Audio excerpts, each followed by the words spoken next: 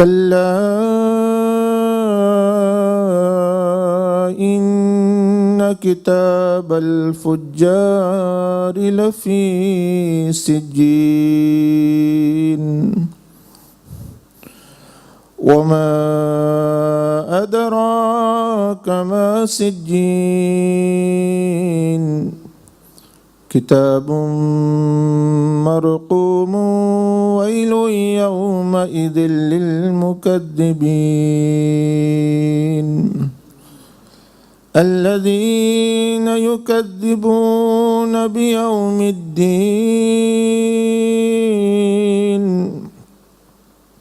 وما يكذب به إلا كل معتد أثيم إذا تتلى عليه آياتنا قال أساطير الأولين كلا بل أران على قلوبهم ما كانوا يكسبون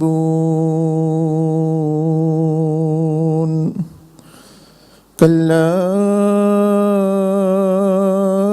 إنهم عن ربهم يومئذ لمحجوبون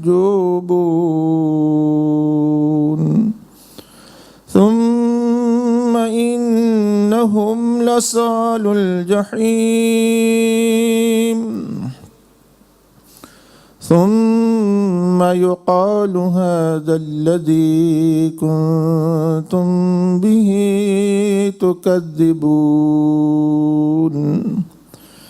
كلا إن كتاب الأبرار لفي عليين وما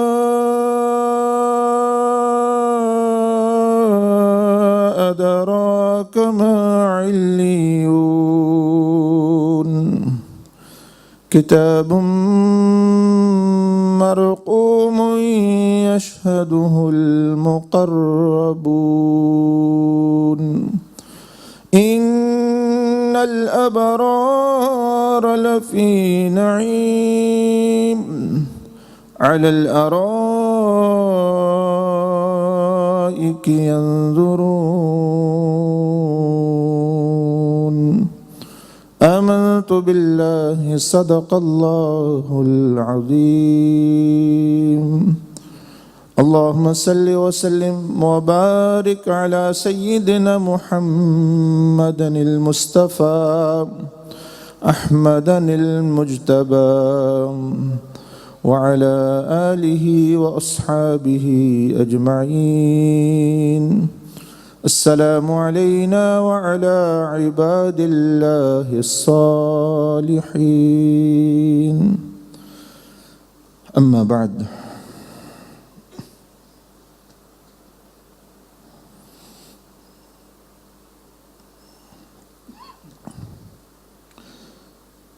اللہ جل مجدہ نے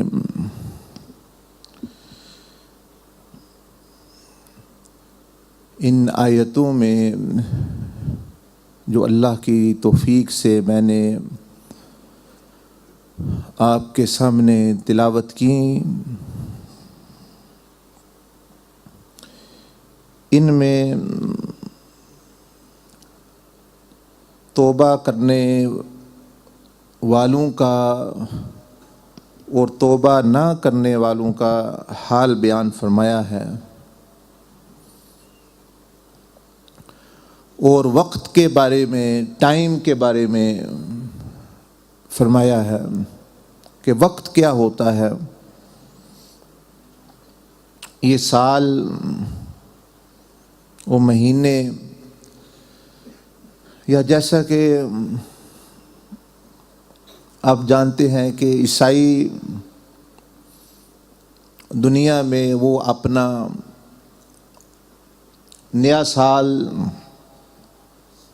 منا رہے ہیں، ہندو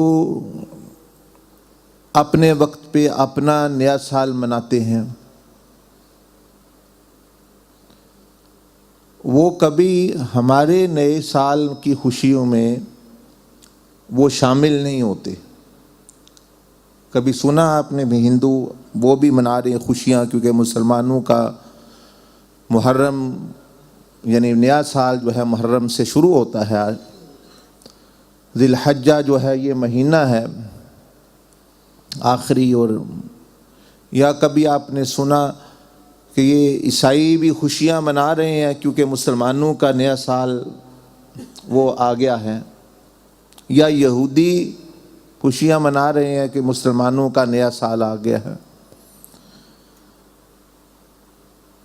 یا بدھ مت کوئی اور مذہب.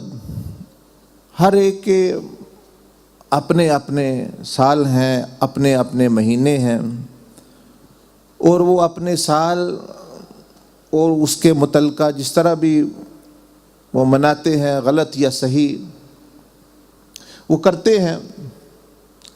لیکن وہ محرم کی شروع میں جو مسلمانوں کا نیا سال ہے اس میں وہ شرکت نہیں کرتے، نہ وہ خوشیاں مناتے ہیں. وہ کہتے ہیں ٹھیک ہے ان کا نیا سال ہے، اچھی بات ہے، یہ اپنا نیا سال منائیں، ہم ان کو سپورٹ کریں گے، اور بس یہ بات ہے. لیکن وہ خود نہیں شرکت کرتے اس میں، خود اپنے گھر میں وہ شرکت نہیں کرتے.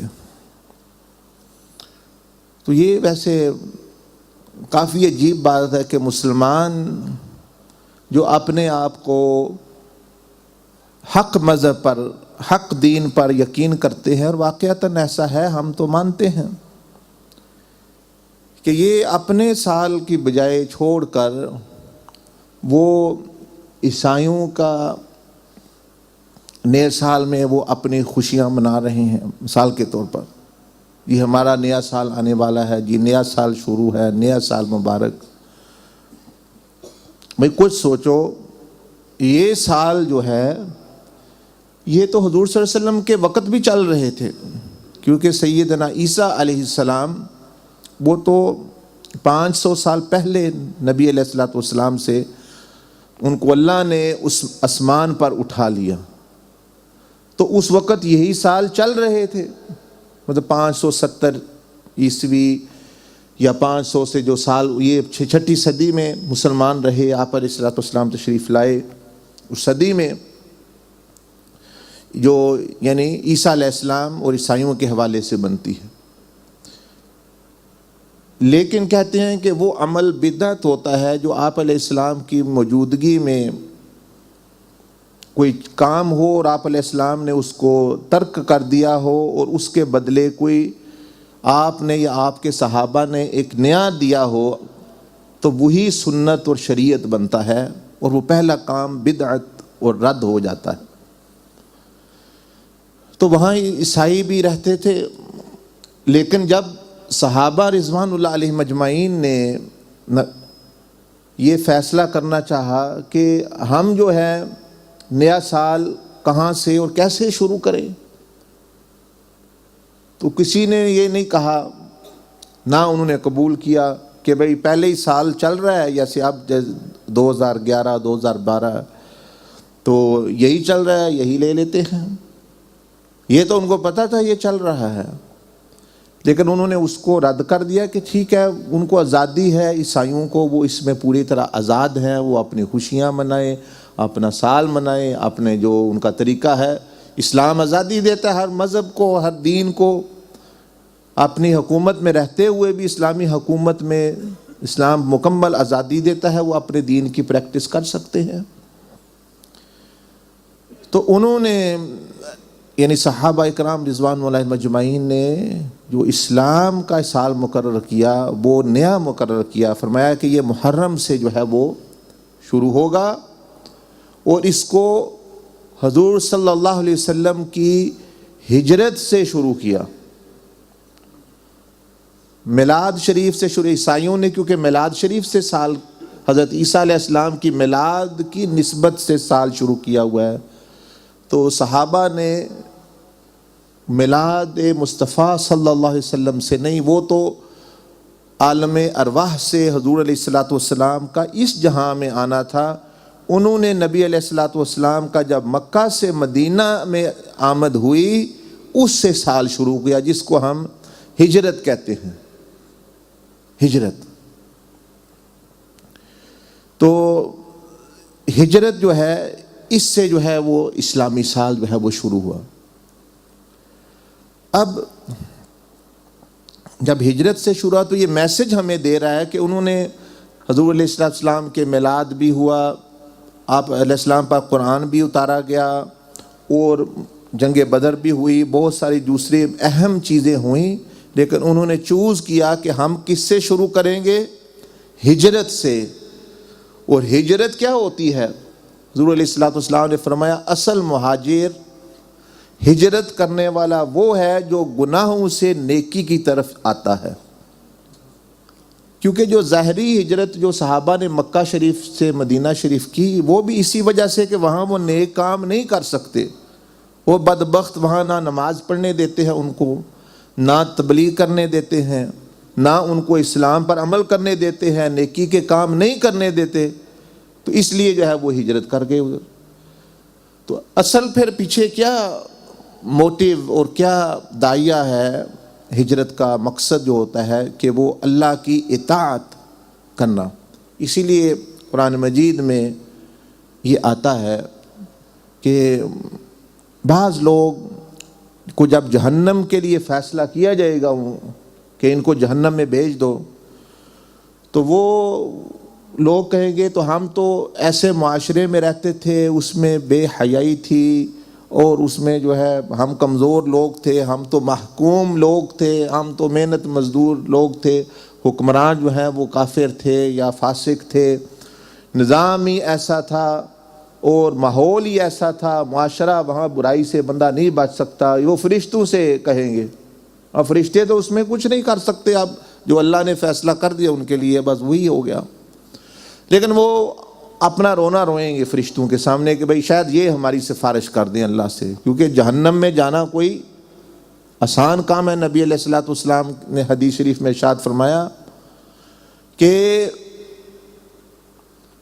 اگر جہنم میں جو جہنمی کو زنجیریں پہنائی جائیں گی، اگر ان زنجیروں میں سے ایک حلقہ، ایک کڑی اس کی دنیا کے کسی بڑے سے بڑے پہاڑ پر وہ ایک حلقہ رکھ دیا جائے تو وہ پہاڑ زمین میں دھنس جائے اور اس میں بہت بڑا زمین میں سوراخ ہو جائے، وہ نظر ہی نہ کہاں گیا۔ آپ اندازہ لگائیں اگر یہ اس ایک چھوٹی سی وہ سنگل، یعنی وہ جو سنگل کا ایک حصہ ہوگا، اب جس بندے کو یہ پہنایا جائے گا اس کا کیا حال ہوگا؟ بس اسی سے ڈرتے تھے صحابہ اکرام رضوان اجمعین اور مومنین اور متقین اور اولیاء اللہ، کہ وہ یہ نہیں، ان کو دنیا، بچے، بیوی، ان میں کشش تو موجود ہے، یہ نہیں کہ ان کو نہیں بھئی یہ دنیا اچھی نہیں لگتی کہ بھئی دنیا، لیکن ان کو کیوں دنیا کی محبت سے وہ دور ہیں کہ انہوں نے جان لیا کہ یہ دنیا عارضی ہے، یہ دنیا محدود ہے، اس نے ختم ہو جانے والا ہے۔ باقیاتاً کشش تو بچوں، بیوی، مال، اولاد، انما اموالکم اولادکم فتنہ، وہ تو انسان کو کشش ہے، تبھی اللہ پاک نے انسان کو آزمائش میں یہاں ڈالا ہوا ہے کہ اس میں کشش پیدا کر دی ان چیزوں کی۔ ہر کیا کون سا بندہ ہے، عام بندوں کی بات کرو، اپنے جیسے گناہگار لوگ، بڑا مکان جس کو اچھا نہیں لگتا، خوبصورت عورت اچھی نہیں لگتی، اولاد اچھی نہیں لگتی، مال اور فراوانی اور دولت اچھی نہیں لگتی، لیکن اس کے باوجود جو تعلیم دی گئی کہ دنیا کی محبت کو دن سے نکال دو، وہ اسی لیے کہ وہ یہاں جہنم میں بعض دفعہ بندے کا جو ہے وہ ٹھکانہ بن جاتا ہے اس کی وجہ سے، اور جہنم کا میں نے آپ کو بتا دیا۔ اور بعض لوگوں میں کے بارے میں آتا ہے کہ حدیث شریف میں کہ ان کی، کیونکہ وہ اللہ کے دین کا اور اس کو کچھ سمجھتے نہیں تھے اور مذاق کرنا، ابھی میں نے آیت پڑھی کہ جب مشرکین پر، مکافروں پر اور اس وقت کے لوگوں پر اللہ پاک نے فرمایا میری باتیں کی جاتی ہیں، آخرت کی، قیامت کی، موت کی، دوزخ کی جاتی ہیں، تو یہ کیا کہتے ہیں؟ ان ھذا الا اساطیر الاولین، یہ تو وہ قصے کہانیاں ہیں پہلے لوگوں کے، اور یہ مولویوں کوئی کام نہیں ہے، بس یہ تو اپنا انہوں نے الو سیدھا کیا ہوا ہے، قصے کہانیاں ہیں بس جو سناتے ہیں، ہونا کچھ نہیں ہے، جو بھی ہے مطلب ہے یعنی ہے، آپ دیکھی جائے گی کیا ہوگا۔ اچھا ہے واقعتاً کئی لوگوں نے دین کو کمانے کا ذریعہ بنایا ہوا ہے۔ یہ مہینہ سفر شریف کا جا رہا ہے، اس میں حضرت داتا گنج بخش علی حجویری رحمۃ اللہ علیہ پردہ فرمایا۔ اس میں پچھلے صدیوں میں حضرت سکینہ رضی اللہ تعالیٰ عنہ بنت حسین نے جو ہے پردہ فرمایا، یہ وہ مہینے۔ اس میں نبی علیہ الصلوۃ والسلام کی مرض الوفات اور پردہ فرمانے کی جو بیماری، جو پہلے آپ علیہ السلام بیمار ہوئے، وہ اس کی ابتدا ہوئی۔ اور اس میں سیدنا عبدالعزیز دباغ جو اپنے زمانے کے غوث اور بہت بڑے ولی گزرے، ان کی جو ہے پیدائش ہوئی۔ اور اسی مہینے میں اعلی حضرت امام احمد رضا بریلوی رحمۃ اللہ علیہ نے وفات یعنی پردہ فرمایا، اور ان کی وفات ہوئی 25 صفر کو، اور یعنی ان کا عرس ہوتا ہے اس مہینے میں، کرتے ہیں۔ کل بھی ان کا عرس ہی ہے، گویا آپ سمجھے یہ غوثیہ مسجد میں جو پروگرام ہے وہ انہی کے متعلق انگلش میں، انگریزی زبان میں میرا تھوڑا سا بیان ہوگا، آپ بھی آئیں گے۔ آج تو اردو میں ہے تاکہ آپ کے بچوں کو، نوجوانوں کو، یا انگلش سمجھنے والے ان کو، ان کے بارے میں، ان کی شخصیت کہ انہوں نے دین کا کیسے کام کیا، کیسے زندگی گزاری اور ہمیں کیا سکھایا، تو ان کے بارے میں آتا ہے کہ آپ ابتداءً تقریر پر پیسہ تو پوری زندگی نہیں لیا، نذرانہ بھی نہیں لیتے تھے۔ اعلیٰ حضرت فاضل بریلوی رحمۃ اللہ علیہ، ابتداءً بات کر رہا ہوں، یہ ہدیہ کی نذرانے، یہ جو نذرانہ ہے، یہ نذرانہ ایک ہوتا ہے بھئی تقریر کر کے وہ تو قطعاً پوری زندگی آپ نے نہیں لیا۔ تعویذ آپ نے فرمایا ہم بیچا نہیں کرتے۔ ایک بندہ آ گیا، اس نے پیسے دینے، تعویذ کہا اور پیسے، فرمایا کہ ہمارے ہاں تعویذ بیچے نہیں جاتے۔ آج لوگ ان کا نام استعمال کر کے اور الٹا ان کو بھی بدنام کر رہے ہیں اور مال لوٹ رہے ہیں لوگوں سے۔ پوری زندگی آپ نے کوئی پیسہ نہیں لیا، وہ تو نہیں، ہدیتاً جو نذرانہ ہوتا تھا وہ بھی ابتداءً آپ نہیں کبھی لیتے تھے۔ جو بندہ آتا فرماتے مجھے اللہ نے غنی کر دیا ہے تم سے۔ تو ایسے بھی علماء صلحاء دین کے حامی اور مددگار اور مجددین اور اولیاء اللہ گزرے ہیں جو دین، لیکن ہاں کھانے والے بھی ہیں، لوٹنے والے بھی ہیں، لیکن آپ ان کے پیچھے نہ چلیں۔ جیسے آپ جان پہچان رکھیں کہ بھئی جو دین کی بات اللہ کے لیے سچی بات آپ کو بتاتا ہے اس کی سنیں، نہ جائیں ان کے پیچھے۔ جیسے ڈاکٹر ہیں، بہت سارے نقلی ڈاکٹر بھی ہیں، لیکن آپ علاج کرانا نہیں چھوڑتے۔ کوئی نقلی ڈاکٹر ہیں، پیسے لیتے ہیں، ہم نہیں جو ہے جائیں گے، نہیں علاج پھر آپ صحیح ڈاکٹر ڈھونڈتے ہیں۔ وکیل بھی دھوکہ باز ہیں بعض، تو پھر بھی لوگ اپنے کرتے ہیں۔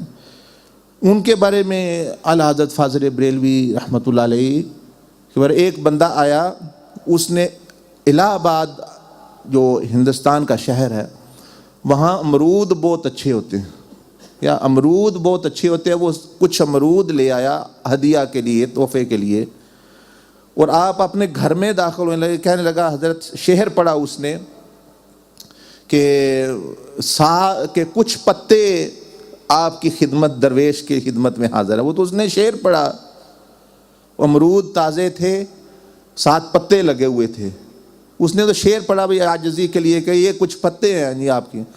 آپ نے ہاتھ ڈال کے پتے وہ لے لیے اور امرود کو چھوڑ دیا۔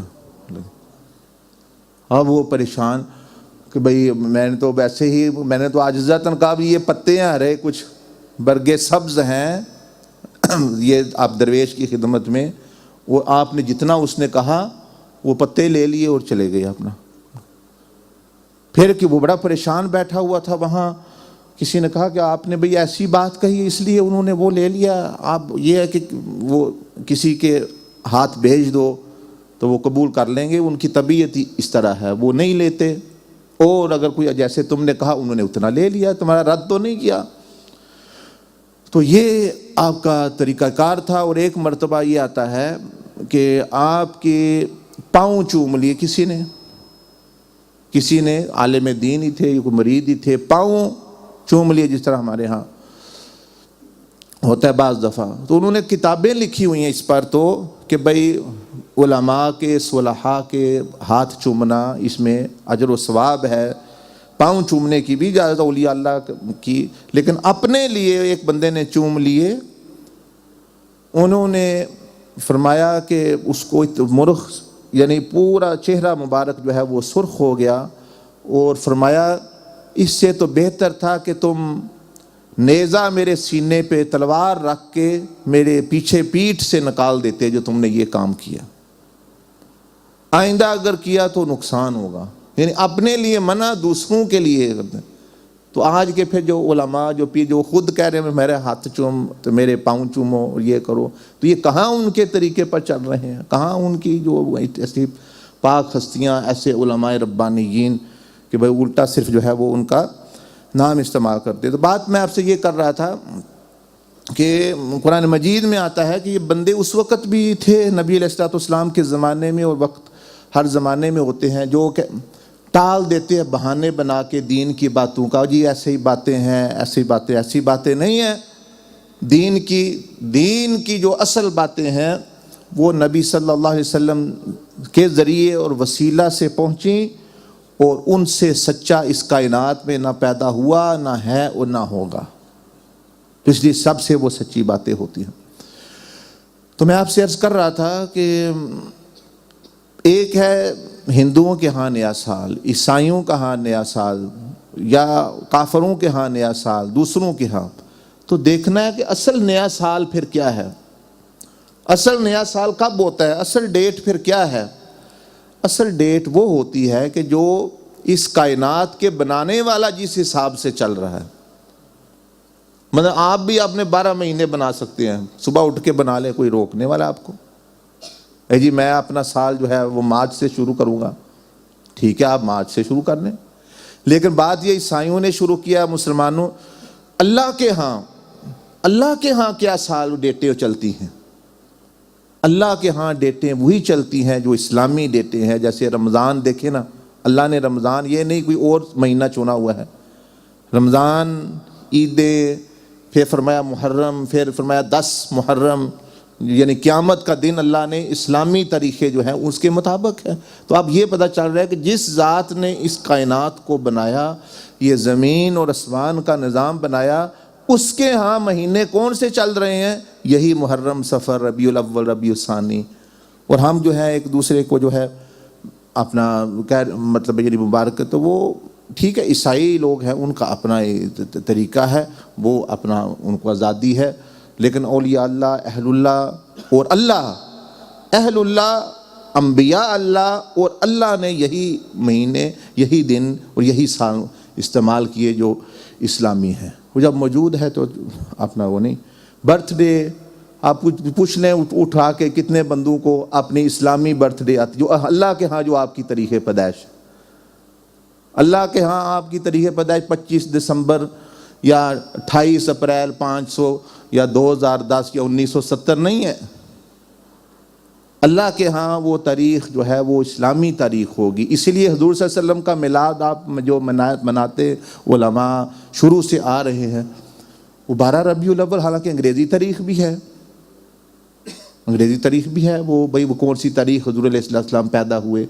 لیکن انبیاء علیہ السلام کا جو سلسلہ رسول اللہ صلی اللہ علیہ وسلم پر ختم ہوا، اور پھر جو ہے میلاد شریف اور آپ کا پردہ فرمانا، وہ سارا آپ دیکھ لیں تو آپ سمجھیں.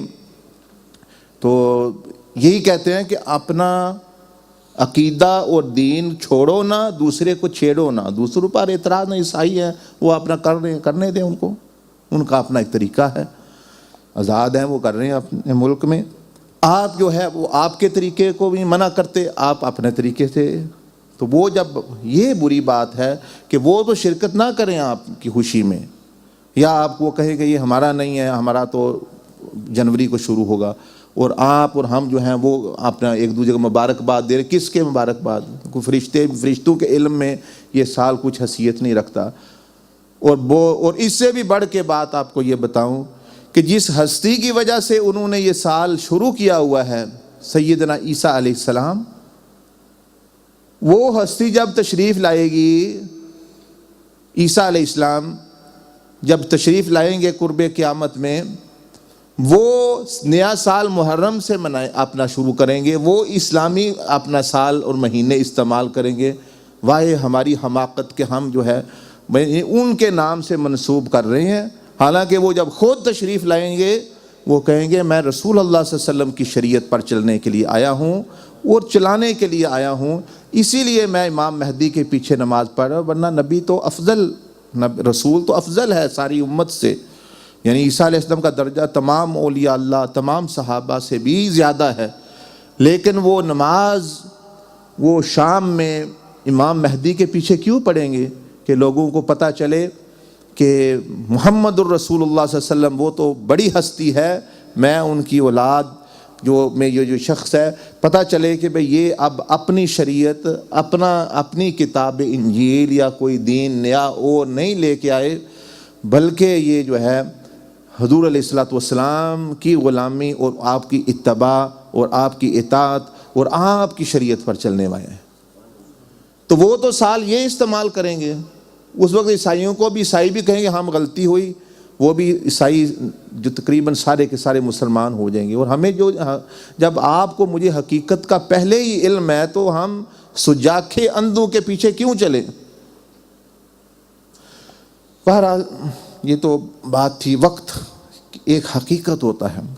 تو آج کیونکہ توبہ کے متعلق تھوڑا سا بیان کرنا ہے آپ کی خدمت میں کہ کوئی اسلامی سال کیونکہ ہجرت سے شروع ہوا، اور ہجرت توبہ ہی وہ ہجرت ہے، جس دن آپ نے اللہ کی طرف سفر شروع کیا آپ کی ہجرت کی ابتدا ہوگی، آپ نے ہجرت شروع کر دی، اور ہجرت آہستہ آہستہ ہوتی ہے، یہاں سے نہیں مکہ شریف سے اڑے اور مدینہ شریف صحابہ پہنچ گئے، وہ کتنا ٹائم لگا، کسی کو 2 ہفتے، کسی کو 3 ہفتے، قدم قدم قدم اٹھا کے نبی علیہ الصلوۃ والسلام خود بھی آپ نے 3 دن غار ثور میں قیام فرمایا رات کو، اور پھر چلتے چلتے چلتے چلتے جو ہے کتنے عرصے بعد، یعنی کئی ہفتوں بعد آپ مدینہ شریف پہنچے۔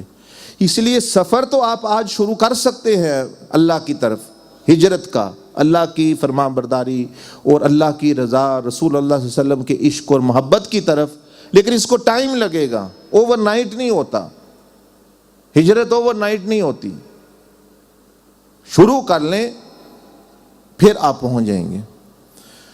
اسی لیے جو ہے یہ اس کا بھی طریقہ توبہ بھی بتائیں گے آپ کو، اور توبہ پر چلنے کا طریقہ بھی آپ کو بتائیں گے، باقی پھر آپ کی مرضی، یہ آپ چلیں نہ چلیں پھر اللہ پوچھے گا، میں نہیں آپ کو پوچھ سکتا، نہ کوئی دوسرا پوچھ سکتا ہے۔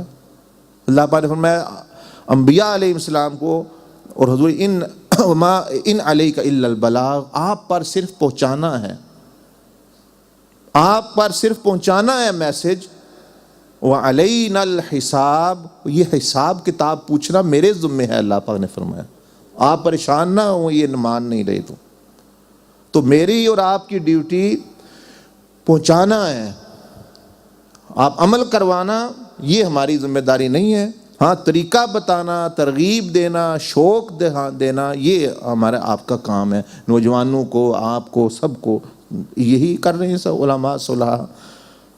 ایک کتابوں میں امام قرطبی، یہ اسپین کے جب مسلم اسپین تھا، یعنی جب اسلام کی سلطنت وہاں تھی، وہاں کے عالم گزرے امام قرطبی، کوردوبا جس کو اب بھی شہر ہے قرطبہ، اور یہ اب بھی جو لوگ جاتے ہیں دیکھنے کے لیے وہاں بہت بڑی مسجد ہے اور بھی چیزیں ہیں۔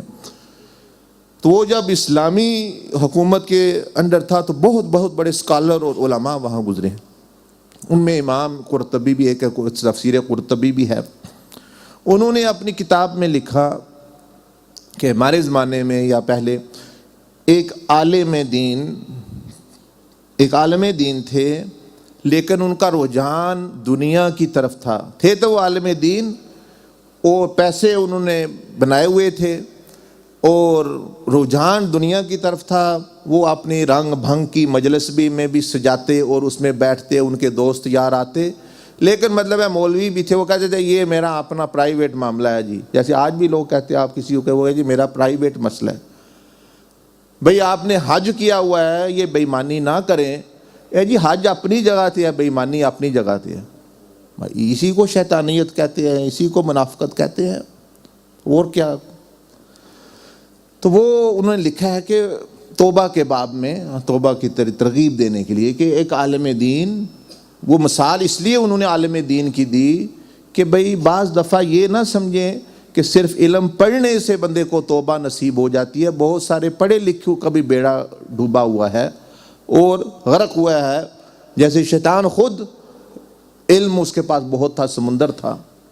بلعم بن باعور اور یہ ہمارے زمانے میں پچھلے لوگ جو ہے یہ گمراہ جو ہوئے، وہ بعض سارے دنیا کی محبت میں بہت سارے لوگ گمراہ ہو گئے. تو یہ ایک عالم دین ہے، پڑھا ہوا ہے، دوسروں کو تو لیکچر اور درس اور سب کچھ دیتا، لیکن اپنی اس کی عیاشی، وہ ایک انہوں نے اپنا باغ، انہوں نے لکھا باغ تھا، وہ وہاں خاص اپنے دوستوں کو بلاتا اور وہاں رنگ رلیاں، کوئی گانا بجانا بھی ہوتا اور مطلب اور بھی گناہ کی مجلس گویا وہ ہوتی. لیکن وہ تھا عالم دین، یعنی دین کا علم رکھتا، عامل دین نہیں تھا. ایک ہوتا ہے عالم دین، عالم یعنی جاننے والا دین، ایک ہوتا ہے عامل دین کا پر عمل کرنے والا.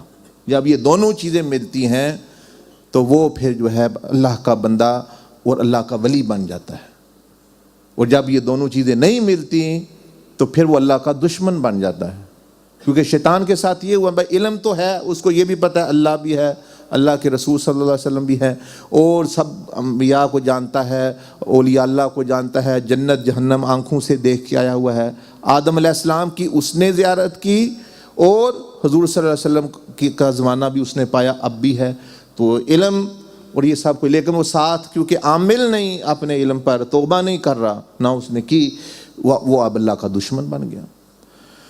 تو وہ فرماتے ہیں کہ وہ عالم دین اپنا خود جو ہے وہ پڑھاتا پڑھوتا تھے تقریریں وغیرہ، لیکن یہ ان کا اپنا ایک پرائیویٹ مسئلہ، وہ پرائیویٹ کام کرتے تھے. وہ اپنا باغ تھا، وہاں محفل سجاتے. اب اللہ جل مجدہ نے ان کی تنبیہ کے لیے ایک واقعہ پیش آیا کہ اس باغ میں وہ کسی کو آنے نہیں دیتے تھے اس جب مجلس ہو رہی ہوتی، تاکہ لوگ نہ دیکھیں کہ بھئی مولوی صاحب جو ہے یہ تنہائی میں کیا کر رہے ہیں اور گھر میں کیا کر رہے ہیں اور سب کچھ جو ہے. لیکن انہوں نے دیکھا جب وہ اپنی مجلس سجائی ہوئی ہے اور کھا پی رہے ہیں اور مطلب گانا بجانا ہو رہا ہے، ایک شخص درختوں سے ہوتا ہوا نظر آیا. اب وہ عالم صاحب کو تو مولوی صاحب بڑا غصہ آیا، اس نے اپنے خادموں کو دھتکارا، بدبخت ہو، یہ کہاں سے آ گیا، یہ تو باہر جا کے پورا جھنڈا میرا جو ہے وہ اعلان کرے گا بھئی یہ کر رہے ہیں وہ کر رہے ہیں. بہرحال وہ بندہ آ گیا، وہ آ کے بیٹھ گیا اور یہ غصے سے وہ کہنے لگے کہ میں جی مسئلہ پوچھنے آیا ہوں، میں آپ سے ایک مسئلہ پوچھنے آیا ہوں. انہوں نے کہا پوچھو. نے کہا مسئلہ یہ ہے کہ ایک بندے پر حق ہے وہ دوسرے کا، اس کا حق نہیں وہ ادا کر رہا، مطلب اس نے پیسے دینے یا کوئی حق ہے، حقوق ہے، تو وہ پیسے نہیں، وہ حق نہیں ادا کر رہا، تو اس کا کیا حل کرنا چاہیے؟ وہ کہنے لگے کہ اس کو دے دینا چاہیے اس کا حق، جو اس کا حق بنتا ہے کسی کا جس پر ہے اس کو دے دینا چاہیے. اگر اس نے پیسے اس کے دینے ہیں تو اس کو دے دے، مال دینا ہے جو بھی ہے وہ اس کو دے دینا چاہیے. اس نے کہا جی وہ نہ دے. فرمایا پھر حاکم کو، جو بادشاہ ہے یعنی قاضی ہے یا بادشاہ، اس کے پاس لے جاؤ اور وہ اس کو مہلت دے. وہ اس کو کیا دے؟ مہلت دے کہ بھئی اتنے ہفتوں میں یا مہینے میں اس بندے کے پیسے یا حق ادا کر دو، ورنہ جو ہے مطلب یعنی تمہیں سزا ملے گی جو بھی ہے. تو وہ کہنے لگا کہ انہوں نے اگر وہ مہلت دینے کے باوجود وہ نہ دے اس کا حق نہیں لٹا رہا، اس کا پیسے نہیں لٹا رہا، تو پھر اس نے کہا پھر تو بڑا بدبخت ہے وہ کہ مہلت بھی دی ہوئی ہے، پھر تو اس کو سزا ملنی چاہیے اور پکڑ ہونی چاہیے، اس کی سخت پکڑ ہونی چاہیے۔ تو وہ مسئلہ پوچھنے والا کہنے لگا کہ اس حاکم نے تو اس کو 50 سال ڈھیل دی ہوئی ہے، 50 سال مہلت دی ہوئی ہے۔ اب وہ عالم جو ہے وہ آنکھیں بند کر لی اس نے اور سر جھکا لیا اور رونا شروع کر دیا، رونا شروع کر دیا۔ اب دوسرے وہ گانا بجانا بھی بند ہو گیا، وہ بھی چلا گیا بندہ، وہ کچھ دوست یار جو تھے وہ رہ گئے۔ جب اور بے ہوشی جیسے طاری ہو جاتی ہے، رقت طاری ہو جاتی ہے، ہوش آئی تو انہوں نے بیٹھنے، انہوں نے کہا کیا ہوا آپ کو؟ اس نے مسئلہ ہی پوچھا ہے، آپ کو کوئی بیماری تو نہیں لگ گئی؟ اس نے کہا بیماری نہیں لگ گئی، وہ بندہ ڈھونڈو کدھر گیا۔ پتہ کیا چلا بندہ تو کوئی آیا ہی نہیں ہے باہر کے دروازے سے اور نہ کوئی گیا ہے باہر کے دروازے سے۔ اس نے کہا یہ میرے لیے پیغام تھا، یہ جو حق ہے جو اس نے بات کی کہ کسی پر کسی کا حق ہو اس کو دینا، یہ اللہ کا حق ہم پر ہے کہ ہم اللہ کی عبادت اور اطاعت اور نبی علیہ الصلوۃ والسلام کے دین کی خدمت گزاری اور اللہ کی فرما برداری میں کریں۔ اور جو اس نے کہا کہ یہ تم وہ نہ دے تو کیا مہلت، تو اس نے کہا مہلت یہی ہے جو 50 سال، اس نے کہی میری 50 سال عمر ہو گئی ہے، وہ یہ میرے لیے پیغام تھا 50 سال تمہیں مہلت دی گئی ہے۔ وہ اللہ اتنا رحیم اور کریم، کون سا جج ہے وہ تو سال دے گا، 2 سال کی مہلت، 3 سال کا، کہ وہ ذات جس نے 40 50 سال کی 60 سال کی مہلت دی ہوئی ہے کہ بندے لوٹ آ، تمہیں مہلت ہے، لیکن یہ بندہ دوں دوں بپھرتا جاتا ہے۔ اس نے بس اس کے بعد اس کو توبہ نصیب ہوئی، اور وہ توبہ اصل توبہ ہوتی ہے کہ جب بندے کی پھر زندگی واقعتاً بدل جائے۔ اس نے پھر وہ ساری مجلسیں بھی، وہ عیاشی بھی بند کر کے وہ اللہ کا ولی بن گیا، اللہ کا نیک بندہ بن گیا۔ اس نے کسی اللہ کے فقیر، اللہ کے ولی کے پاس جا کے توبہ کی دامن پکڑا اور کہا مجھے توبہ سکھائیں۔ توبہ سیکھنے کی چیز ہے، یہ زبانی کلامی جو ہے وہ نہیں آتی۔ تو یہ آپ سوچیں آپ کے لیے بھی سچویشن یہی ہو، میری بھی 40 سال عمر ہو گئی ہے، آپ کی کیا پتہ 20 سال ہو 30 سال ہو، یہ کم مہلت نہیں ہے۔ اور آپ کہہ بھی رہے ہیں نیا سال شروع ہو رہا ہے، میں تو نہیں کہتا چلو 12 نیا سال ہمارا بھی شروع ہو گیا محرم میں، اب یہ سفر ہے دوسرا مہینہ ہے، ہمارا اسلامی بھی شروع ہو گیا نیا، اب عیسائیوں کا بھی شروع ہو گیا۔ تو اللہ نے جو آپ کو یہ مہلت دی ہوئی ہے اس سے فائدہ نہیں حاصل کرو گے، آپ سمجھ رہے ہیں کہ وہ ویسے آپ کو وقت مل رہا ہے۔ حضرت عیسیٰ علیہ السلام، حضرت موسیٰ علیہ السلام، انبیاء علیہ السلام کا یہ طریقہ رہا، اور ان کی زندگی میں حضرت اسرائیل علیہ السلام ان کی خدمت میں آتے، بعض دفعہ ان کی دوست ہوتے انبیاء علیہ السلام کے۔ وہ ایک نبی کی خدمت میں آئے تو انہوں نے فرمایا کہ اے اسرائیل تم بھی عجیب بندے ہو، اتنی سخت چیز لے کے آتے ہو، موت اور بندوق کو وہ لے جاتے ہو تم، لیکن تم کبھی کوئی ایسا نہیں ہے کہ تم کوئی قاصد، کوئی میسیج بندہ بھیج دیتا ہے، پہلے کوئی وارننگ سائن بھیج دیتا ہے بھئی میں آ رہا ہوں کہ بندہ کوئی سمجھ جائے، یکدم تم آتے ہو، بندے بیچارے کو توبہ بھی نصیب نہیں ہوتی کئی دفعہ، اور وہ اپنے بیوی بچوں میں کھیل کود رہا ہوتا ہے کام کاج میں، اور وہ اس کو اپنا تم روح لے جاتے ہو۔ کیا اچھا نہیں کہ تم کوئی قاصد، کوئی میسنجر، کوئی وارنر، کوئی اس طرح کا بھیج دیا کرو؟ انہوں نے فرمایا کیا ہے اللہ کے نبی، میں تو بہت سارے بھیجتا ہوں قاصد۔ انہوں نے کہا ہم نے تو کبھی نہیں سنا۔ انہوں نے فرمایا کہ یہ بڑھاپا، یہ بیماری، یہ مصیبت، یہ پریشانیاں، یہ رات کا آنا، یہ دردوں کا آنا، یہ درد آنا ہونا، یہ سارے کے سارے میرے قاصد اور میرے میسنجر ہیں۔ اے اللہ کے نبی آپ اندازہ نہیں لگا سکتے کہ میں کتنے میسج بھیجتا ہوں بندوں کے پاس۔ یہ جتنی بیماریاں ہیں، یہ جتنی مصیبتیں ہیں، یہ جتنی پریشانیاں ہیں، یہ میرے قاصد ہوتے ہیں۔ اور پھر فرمایا کہ یہ سفید بال میرا سب سے بڑا قاصد ہوتا ہے۔ پچھلے بندوں کو جب ایک سفید بال ہوتا تو وہ ان کی زندگیاں بدل جاتی، وہ ایک سفید بال پیدا ہوتا، ان کی اس سے زندگیاں بدل جاتی۔ اور آج جو ہے وہ جو سفید ہوتے ہیں ان کو بھی مطلب یعنی کالے کر کہتے، وہ تو سفید ہی رہیں گے اندر سے، جتنے مرضی کالے کر لیں ہم، ٹھیک ہے آپ کالے کر، لیکن جو ہے وہ اصل چیز تو اصل ہے، وہ تو میسج تو آ گیا آپ کے پاس، اب آپ چھپاتے پھریں۔ وہ بلی کبوتر کو، کبوتر بلی کو دیکھ کے آنکھیں بند کر لیتے، بلی تو غائب نہیں ہوتی، تو آپ کے بال کے اوپر سفیدی کے اوپر کالک چڑھ گئی تو وہ اندر سے تو سفیدی وہی ہے۔ تو وہ اسرائیل علیہ السلام نے فرمایا کہ یہ بھی میرا ایک میسج ہوتا ہے، یہ بھی میرا ایک پیغام ہوتا ہے۔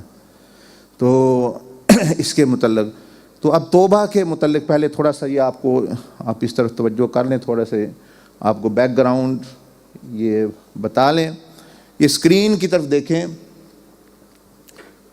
کہ دنیا کی حقیقت سیدنا محمد الرسول اللہ صلی اللہ علیہ وسلم کے مطابق، کیونکہ آج آپ نئے سال کے بارے میں سن رہے ہیں، سال کیا ہوتا ہے، وقت کیا ہوتا ہے، دنیا کیا ہوتی ہے، تو اس کے متعلق آپ دیکھیں کہ آپ علیہ الصلوۃ والسلام نے کیا فرمایا۔ یہ دیکھیں، یہ پہلے بھی آپ کو دکھائی تھی، لیکن یہ بہت اہم تصویر ہے، نقشہ ہے، نبی علیہ الصلوۃ والسلام نے ہی اس کے متعلق یعنی بتایا کہ سال، مہینے، دنیا کی حقیقت کیا ہے۔ یہ وہ زمانہ جب کچھ نہ تھا سوائے اللہ کے، وہ ایک وقت تھا، وہ بھی گزر گئے۔ اللہ نے جب زمانہ پیدا، بلکہ یہ پہلے تو زمانہ بھی نہیں تھا، ٹائم بھی نہیں تھا، ایک وقت ہے اللہ نے ٹائم پیدا کیا۔ اس کے بعد یہ روحوں کا جہاں دیکھیں، جہاں سے ہم آئے ہوئے ہیں، جہاں کے ہم رہنے والے تھے، وہ ہمارا اصل وطن تھا۔ یہ دنیا ہمارا اصل وطن نہیں ہے، یہاں ہم مسافر ہیں، سفر کرنے والے ہیں، بلکہ یہ ایئرپورٹ ہے۔ دنیا ایئرپورٹ ہے جہاں کچھ آ رہے ہیں، کچھ جا رہے ہیں، یہ گھر نہیں ہے، یہ ریزیڈینشل ایریا نہیں ہے۔ ایئرپورٹ ریزیڈینشل ایریا نہیں ہوتا، وہاں تو ہوٹل ہوتے ہیں، وہ بھی عارضی ہوتے ہیں جس نے رہنا ہے، ورنہ تو کچھ جہاز اتر رہے ہیں، کوئی مسافر جا رہے ہیں۔ یہ دنیا بھی بہت بڑا ایک ایئرپورٹ ہے جہاں سے کچھ لوگ جو ہے وہ اتر رہے ہیں، پیدا ہو رہے ہیں، کچھ جا رہے ہیں، کچھ اپنے ہوٹلوں میں رہ رہے ہیں۔ یہ آپ کے گھر جو ہے یہ آپ کے ہوٹل ہیں، یہاں ہمیشہ نہیں ہے، نہ یہ آپ کے بننا ہے انہوں نے۔ آپ جن جن گھروں میں ہیں ان گھروں کی عمریں آپ سے زیادہ ہیں۔ اب دیکھنا کوئی 1850 میں بنایا ہوگا، کوئی 1950 میں ہوگا، کوئی کہیں، کوئی کب، کوئی کب۔ تو یہ روحوں کے جہاں سے یہ آپ جو دیکھ رہے ہیں، اللہ پاک نے ہمیں ایک مشن دے کر، ایک مقصد دے کر بھیجا کہ تمہیں تھوڑی مدت کے لیے میں بہت بڑی اپرچونٹی دے رہا ہوں کہ اگر تم نے اس کو اویل کر لیا تمہیں ہمیشہ کی بادشاہی دے دوں گا، میں ہمیشہ کی زندگی دے دوں گا۔ اب اس جہاں سے، روحوں کو جہاں سے اللہ پاک ہمیں یہاں بھیجا ہوا ہے، آپ یہاں ہیں، آپ اس گول دنیا میں اور اس کے کسی کونے میں، جیسے ہم ایک جزیرے میں رہ رہے ہیں۔ اب دیکھیں چھوٹا سا وہ جزیرہ ہے، فرشتوں کو وہ اوپر آسمان پہ ہو وہ نظر بھی نہیں آتا، اتنا چھوٹا ہے وہ، اتنا چھوٹا ہے، نظر نہیں آتا۔ اسی میں سارا کھیل چل رہا ہے اور دنیا کا دھوکہ اور سب کچھ جو ہے وہ یہی ہے۔ اب اس کے متعلق، آج کے موضوع کے متعلق کہ نبی صلی اللہ علیہ وسلم نے اس دنیا کی حقیقت کیا بتائی، وہ آپ کو بتا کے اور اس حقیقت سے فائدہ تو کیسے حاصل کرنا ہے، تاکہ آج آپ میسج نہ لے کے جائیں، کچھ بدل کے جائیں۔ 20 سال ہو گئے میسج لیتے لیتے، اب میسج باکس فل ہو گیا آپ کا، سمجھیں کوئی اس میں آپ گنجائش نہیں ہے۔ آپ جو ہے عمل کریں گے کچھ نیا میسج آئے گا۔ جو آنسرنگ مشین ہے وہ فل ہو جاتی ہے، بات سن کے، اس کے بھی ایک حد ہوتی ہے۔ اس لیے شیخ عبد القادر جیلانی فرماتے ہیں کہ علم فرض ہے، علم حاصل کرو، علم حاصل کرو، لیکن جب ضروری علم حاصل کر لیا بیٹے تو فرمایا بیٹا اب علم کی کتاب بند کرو، اب عمل کی کھولو، اس سے تم اللہ تک پہنچو گے۔ اب عمل کی کتاب کے صفحے پر تو اب تم پڑھ رہے ہو صرف، وہ جا کہیں نہیں رہے۔ تو نبی علیہ الصلوۃ والسلام نے جو زندگی کی حقیقت بتائی، یہ دیکھو بخاری شریف کی حدیث بتا رہا ہوں. حضور شیخ الاسلام نے یہ جو کتاب لکھی ہوئی ہے مناقب، یعنی جس میں انبیاء علیہ السلام، صحابہ کرام اور اولیاء اللہ اور اہل بیت اطہار اور امت محمدیہ فضیلتیں ہیں، اتنی موٹی کتاب ہے حدیث کی. اس میں حدیث نقل کی ہے بخاری شریف کے حوالے سے، وہ آپ بھی پڑھیں. اب ہمارا مسئلہ ہے کہ آپ نے وہ کتابیں بھی کسی نے سنا ہی نہیں، کسی نے پڑھا ہی نہیں، تو ایسے تو پھر بندہ محروم رہ کے چلا جائے گا، محروم رہ کے چلا جائے گا. سب سے بڑا عالم دین بھی ہو، اگر آپ اس کی بات نہیں پڑھیں گے، نہیں سنیں گے، آپ کے لیے گویا وہ ہے ہی نہیں ہے. آپ گویا کسی اور صدی سٹون ایج میں رہ رہے ہیں، یا وہ جہالت کی دنیا میں اور جہالت کے دور میں رہ رہے ہیں. اگر آپ علماء سے نفع حاصل نہ کریں، بس اپنی روٹی روزی ایک چکر ہے، یہ دنیا بھی ایک چکر ہے، ایک ہمارا بھی ایک چکر ہے، سونا، کھانا پینا، بیوی بچوں کے پاس بیٹھنا، دوستوں کے پاس بیٹھنا اور کام کرنا، بس اسی چکر میں. یہ ایک سرکل ہے جس نے شیطان نے بند کیا ہوا ہمیں. اس کے باہر دیکھنے کا موقع ہی نہیں مطلب یعنی وہ دیتا، وہ نہ ہم جو ہے وہ نکالتے ہیں کہ بھئی دیکھیں اس کے باہر بھی کچھ ہے. تو حضور صلی اللہ علیہ وسلم نے صلی اللہ علیہ وآلہ وسلم، ہمارے ماں باپ، جانیں، دل آپ پر قربان ہوں. آپ سارے کہیں گے ہاں اچھا، تو میں کہہ رہا ہوں چلو جان نہ قربان کریں، کچھ وقت ہی قربان کر لیں ان کے لیے، کچھ عملی تھوڑا ان کے طریقے کے مطابق کر لیں. کہنے کو تو جی جوانیاں لٹائیں گے، جان بھی حاضر ہے، اور عمل کے وقت جو ہے وہ بالکل جو ہے یعنی ٹائم ہی نہیں دینا، وہ زندگی بدلنی نہیں، نماز کے لیے جو ہے وہ حاضر نہیں، گناہوں سے جو ہے وہ بچاؤ نہیں. تو کیا پھر وہ زبانی کلامی باتیں وہ ہوا میں اڑ جاتی ہیں، الٹا وہ قیامت والے دن حجت بن جائیں گی مجھ پر آپ پر. تو حضور صلی اللہ علیہ وسلم نے اس دور میں جب ٹیکنالوجی نہیں تھی، اس طرح کے دور، قرآن لکھنے کے لیے بھی ورق نہیں ملتے تھے، صحرا پر، مٹی پر، ریت پر ایک مربع بنایا. یہ دیکھیں آپ، یہ دیکھیں آج نبی علیہ الصلوۃ والسلام کی ڈائیگرام آپ کو بتا رہا ہوں، جو امام بخاری نے اپنی حدیث میں اور حضور شیخ الاسلام نے ان امام بخاری کی حدیث اپنی کتاب مناقب میں نقل کی. ان دونوں کے حوالے سے بتا رہا ہوں آپ کو یہ ڈائیگرام. اب اس میں آپ علیہ السلام نے پہلے تو ایک مربع کا وہ کھانے والا نہیں، ہمارا کھانے کی طرف ایک دھیان چلا، یہ بڑا مسئلہ ہے. اچھا دعوت کا نام لے جی، دعوت دینے جانا ہے فوراً، اچھا جی کھانے کی، بھئی دین کی دعوت، اللہ کے پیغام کی دعوت میں وہی مربع کا نام ہے. اب یہ سوچ رہے سیب کا مربع نہیں، وہی مربع سکویر کو اردو میں کہتے ہیں. بھئی نبی علیہ السلام نے سکویر بنایا اپنے زمین پر. کاش اس وقت ٹیکنالوجی وہ نہیں تھی، لیکن زمین پر نبی علیہ السلام سمجھا رہے ہیں. آپ اندازہ لگائیں اس وقت قلم ہوتے، کمپیوٹر ہوتا، یہ چیزیں ہوتی تو آپ علیہ السلام کیسے پیغام کیسے پہنچتا ہم تک. یہ اس وقت کا دور کو آپ صلی اللہ علیہ وسلم بھی پھر استعمال کر رہے ہیں، زمین کو، مٹی کو یوز کر رہے ہیں سمجھانے کے لیے. آپ علیہ السلام نے ایک ڈبہ بنایا مربع، اور اس کے درمیان ایک لکیر کھینچی، اور اس کے ارد گرد چھوٹی چھوٹی لکیریں بنائیں. اب پھر آپ نے فرمایا کہ وہ ہے کیا، وہ ہے کیا صحابہ اکرام رضوان علیہم اجمعین کو.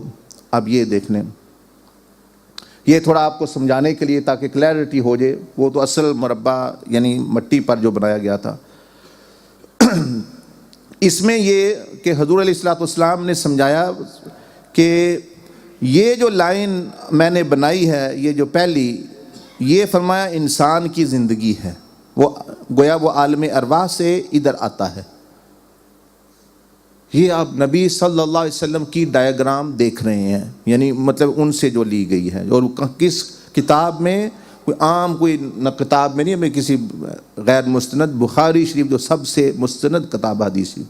تو اس سے یہ پتہ چلتا ہے بھائی ڈائیگرام بنا کے سمجھانا سنت نبوی ہے صلی اللہ. ایک آپ سے ایجوکیشن کا طریقہ تھا، لوگوں نے آج ڈسکور کیا نا کہ ڈائیگرام بنا کے بھی ایجوکیشن اور ماڈرن ایجوکیشن میں اس صدی میں استعمال ہوئی. اور آپ علیہ السلام نے 1400 سال پہلے ایک آپ کا یہ بھی میتھڈ تھا ایجوکیشن کا، اور یہ امام بخاری نے اس کو نقل کیا باقاعدہ. آپ دیکھ لیں اسے کہ اور یہ بابرکت ہے۔ فرمایا کہ یہ جو لائن، یہ جو خط میں نے بنایا، یہ انسان کی زندگی، اگر کسی کو نظر نہیں آ رہا تو بے شک آگے آگے آ جائے، جی بیٹھنا مقصد نہیں، سمجھنا مقصد ہے۔ یہ انسان کی زندگی ہے۔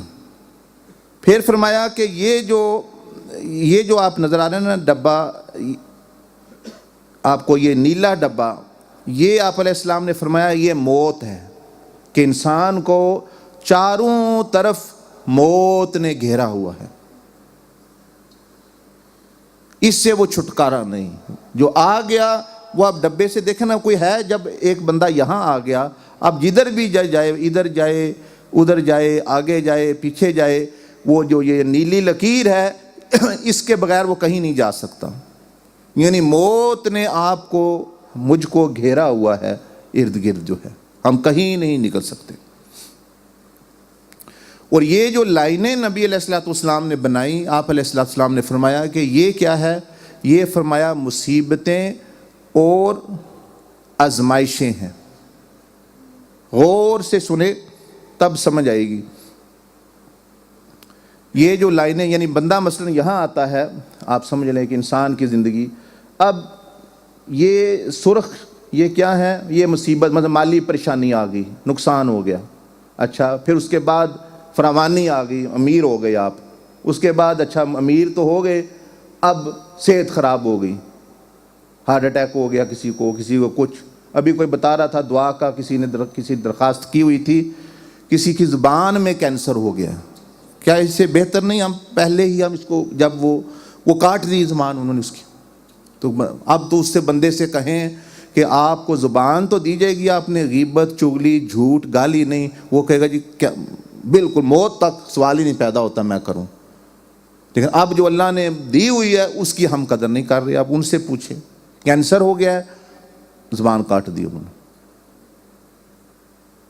یہ اللہ کی نعمتیں ہوتی ہیں۔ اچھا وہ کاٹ دیا ہے، اس کے بعد وہ گلے میں ہو گیا ہے۔ اور کینسر ہونے کے لیے کوئی باہر سے بیماری لانے کی ضرورت نہیں، بھائی وہی جو آپ کے جو سیل ہیں ان میں تھوڑی کمی بیشی ہو جاتی ہے، اور سر سے لے کر پیر تک کسی چیز میں بھی ہو سکتا ہے، اس کی کوئی جگہ بھی نہیں ہے۔ گردے میں ہو سکتا ہے، پاؤں میں ہو سکتا ہے، دماغ، جہاں جہاں سیل سے، باڈی سیل سے بنی ہوئی جہاں خراب ہو گئی وہاں بن گیا۔ تو اس سے پہلے بندہ اللہ کی یعنی عبرت حاصل کرے۔ تو مالی پریشانی آ گئی، پھر جسمانی آ گئی، پھر اللہ نے صحت دی، گھریلو پریشانی آ گئی، پھر آ گئی جی اور نفسیاتی پریشانی آ گئی، کوئی اور مسئلہ۔ یہ آپ علیہ السلام نے فرمایا کہ انسان کی پوری زندگی، اس کے اندر اللہ نے پلان کر کے مصیبتیں، پریشانیاں رکھ دی ہیں۔ یہ تصور ہے اسلامی فلسفہ زندگی کا، یہ اسلامک کانسیپٹ آف لائف جو حضور صلی اللہ علیہ وسلم نے دیا، کہ آپ علیہ السلام کا جو تصور ہے زندگی کا وہ یہ ہے۔ وہ یہ نہیں ہے کہ کچھ نہیں ہوگا، آپ کا بڑا ایک سموتھ رائڈ ہوگی، روزی پکچر ڈرا کر رہے اپنے لیے بڑی، یہاں سکون، اطمینان، یہ ہوگا وہ ہوگا، ایسا نہیں ہے۔ یہاں امام حسین رضی اللہ تعالیٰ عنہ کی زندگی دیکھے، کتنی بڑی آزمائش آئی، اور ہم جو ہیں وہ سمجھتے ہیں کہ بھئی کچھ ٹونا ٹوٹکا کر کے، اگر خود نہیں تو عامل بابا کے پاس، فلانے بابا کے پاس جا کے اور یہ ٹونے ٹوٹ کے کر جی ہمارا حساب لگائیں، ہمارا یہ کریں، جی ہمیں کوئی جن دو، ہمیں کوئی یہ کرو، ہمارے ستاروں کا حساب لگاؤ، ستارے کدھر ہیں۔ یہ سارے گمراہی کے راستے ہیں جس کو حضور علیہ الصلوۃ والسلام نے منع فرمایا ہوا ہے، اور ہمارے لوگ اس میں جاتے ہیں اور نبی علیہ الصلوۃ والسلام کے قدموں کی طرف نہیں آتے کہ انہوں نے کیا حل بتایا ہوا۔ وہ یہ فرما رہے ہیں بھئی یہ حقیقت ہے دنیا کی کہ یہاں پریشانیاں، مصیبتیں یہ آنی آپ کو، یہ طے شدہ امر ہے، یہ اللہ نے پلان کر دی ہے پہلے ہی آپ کے لیے، آپ کو اس پہ اختیار نہیں ہے اب، کہ وہ اللہ نے مقرر کر دیا۔ کیا کربلا امام حسین اپنے لیے لے کے آئے، یا کہ اللہ کے رسول صلی اللہ علیہ وسلم نے بچپن میں ہی بتا دیا تھا کہ امام حسین رضی اللہ تعالیٰ عنہ کو مشن کے لیے کہ بھئی ایک وقت آئے گا، کہ وہ آلریڈی پلانڈ تھا۔ آپ کی عمر ابھی کیا پتہ 4 سال تھی، 5 سال تھی، تو جبریل علیہ السلام نے آ کے بتایا کہ آپ کا بیٹا، یہ بیٹا کربلا میں شہید ہوگا۔ وہ پلان تھا۔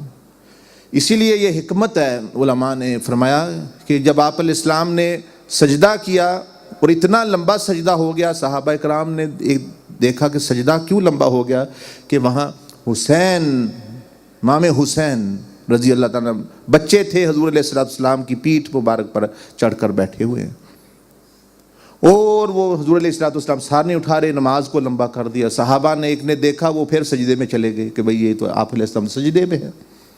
بعد میں پوچھا یا رسول اللہ صلی اللہ علیہ وسلم کوئی شریعت بدل گئی ہے، کوئی نیا حکم آ گیا ہے؟ فرمایا نہیں، حسین میری پیٹھ پر سوار ہو کے کھیل رہے تھے اور اللہ نے وہی بھیجی کہ میں نے نہیں چاہا کہ اس کو تکلیف ہو، سجدہ وہ کیوں سجدہ لمبا کر دیا گیا؟ حالانکہ پتہ تھا کہ حسین نے ایک ایسا سجدہ کرنا ہے کہ جیسا کوئی اور نہیں کرے گا۔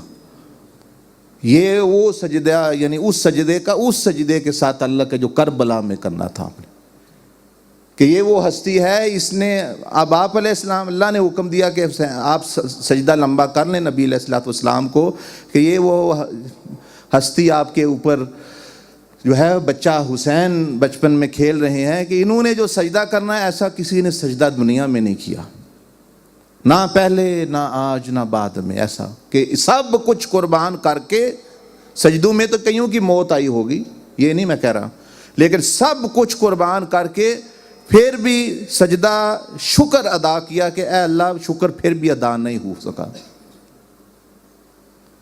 وہ شکر کہ اللہ آپ نے مجھے توفیق دی اتنی قربانی دینے کی، اور استقامت اور صبر جو ہے عطا فرمائے، ایسا سجدہ کس نے کیا؟ اس لیے امام علی زین العابدین نے فرمایا اگر کسی کی موت پر، شہادت پر رونا ہے تو حسین کی شہادت پر رو، کہ ان کا گلا بھی انسانوں کا گلا جس طرح کاٹا جاتا ہے، جیسے وہ بھی ہیڈ کیا جاتا ہے ایک دم جلدی، ایسا نہیں، بلکہ آپ کو بکری کی طرح ذبح کیا گیا، یعنی تکلیف دے کے ذبح کیا گیا، یعنی ذبح کیا گیا، کاٹا نہیں گیا سر، لیکن وہ سجدے میں۔ تو بتا رہا ہوں میں کہ بھئی وہ کربلا تو پہلے پلان میں اللہ کے تھا نا، اسی طرح آپ کی زندگی میں بھی آلریڈی پلان اللہ نے چیزیں بنائی ہوئی ہیں، اس میں یہ دیکھیں، اس میں پلان ہے، سارے پلان ہیں، آپ کو نہیں علم، لیکن پلاننگ ہے، کبھی کوئی نقصان ہو گیا، کبھی کوئی مار پڑ گئی، کبھی کوئی فیلئر ہو گیا، یا مطلب مختلف آزمائشیں، آپ صلی اللہ علیہ وسلم نے فرمایا پوری زندگی یہ ایسی گزرے گی۔ اس کے بعد یہ جو درمیان والا وقت ہے، یہ جو سفید روشن، یہ صحت، نعمت، دولت وغیرہ کے وہ ٹائم ہے جو گزرتے ہیں، ہر بندے پر اونچ نیچ آتی رہتی ہے، پہلے بچپن ہے، جوانی ہے، پہلے پاکستان ہندوستان میں لوگ رہتے تھے، پیسے نہیں دیکھے تھے کسی نے، پیسے کم ہوتے تھے عام لوگوں کے پاس، اب پیسے کی فراوانی ہے، پہلے صحت کا اور معاملہ تھا، تو یہ جو درمیان والا حصہ ہے یہ کیا ہے؟ یہ وہ صحت، نعمتوں والا حصہ، اور یہ حضور صلی اللہ علیہ وسلم نے فرمایا، یہ جو آپ کو ابھی میں نے دکھایا کہ صحابہ نے گویا پوچھا یا رسول اللہ صلی اللہ علیہ وسلم یہ لائن سے زندگی تو یہاں ختم ہو گئی، موت آ گئی، اس کے بعد بھی یہ لائن آگے جا رہی ہے، یہ کیا ہے؟ فرمایا یہ لمبی امیدیں اور ہوس اور جو ہے لمبی طول امد، اس کو کہتے ہیں عمل، یعنی ایسی پلاننگ کہ جو آخرت کو بھول کر، اللہ اس کے رسول صلی اللہ علیہ وسلم کو بھول کے، ان کے دین کو ایک طرف کر کے آپ نے پلاننگ کی ہوئی ہے، جی 10 سال بعد میری پینشن ہوگی، 50 سال بعد پینشن آپ کی ہوگی، لیکن آپ شاید قبر میں ہوں اس وقت، وہاں کیسے پہنچے گی آپ کو؟ وہ جو 10 سال بعد 20 سال بعد آپ پلان کر رہے ہیں میں مکان بناؤں گا، یہ کروں گا، تو وہ ٹھیک ہے، وہ یہاں کی پلاننگ انسان کی، آپ صلی اللہ علیہ وسلم نے فرمایا بعض دفعہ وہ آگے کی ہوتی ہے بہت، یعنی موت سے عالم برزخ کی طرف پہنچ جاتا ہے اور پلاننگ اس کی چل رہی ہوتی ہے ابھی، لیکن کیونکہ وہ لمبی پلاننگ ہوس کرتا رہتا ہے، اس وجہ سے یہاں سفر کرتا ہے، یہاں پھر وہ نماز چھوڑ دیتا ہے، حلال حرام کی تمیز ختم کر دیتا ہے، اور فراڈ شروع کر دیتا ہے، اور طرح کی چیزیں، وہ اپنی پلاننگ پوری کرنے کے لیے، لیکن یہ رہے گا نہیں اپنی پلاننگ دیکھنے کے لیے ادھر۔ تو یہ موت آ گئی، دیکھیں تینوں طرف، 1 2 3 چاروں طرف یہ موت ہے، یہ عالم ارواح انسان کی زندگی ہے، یہ آزمائشیں ہیں، یہ انسان کی موت ہے، یہ اس کی لمبی امیدیں اور حوث جس میں ہم آپ پڑے ہوئے ہیں. اور آپ کو تو مجھے تو نظر آ رہا ہوگا, بچے ہو گئے, پوتے ہو گئے, اب آپ کہاں جا رہے ہیں؟ اب آپ پتہ نہیں یہاں ہوں, شاید زندگی آپ کی کتنا رہ گئی ہے, 20% رہ گئی ہے, 10% رہ گئی ہے. کئی لوگ تو بالکل جوانی میں ہوتے ہیں, این جب ہر چیز وہ سمجھتے ہیں ٹھیک ہو گئی ہے اس وقت اپنا معاملہ اللہ کی طرف سے بلاوا آ جاتا ہے.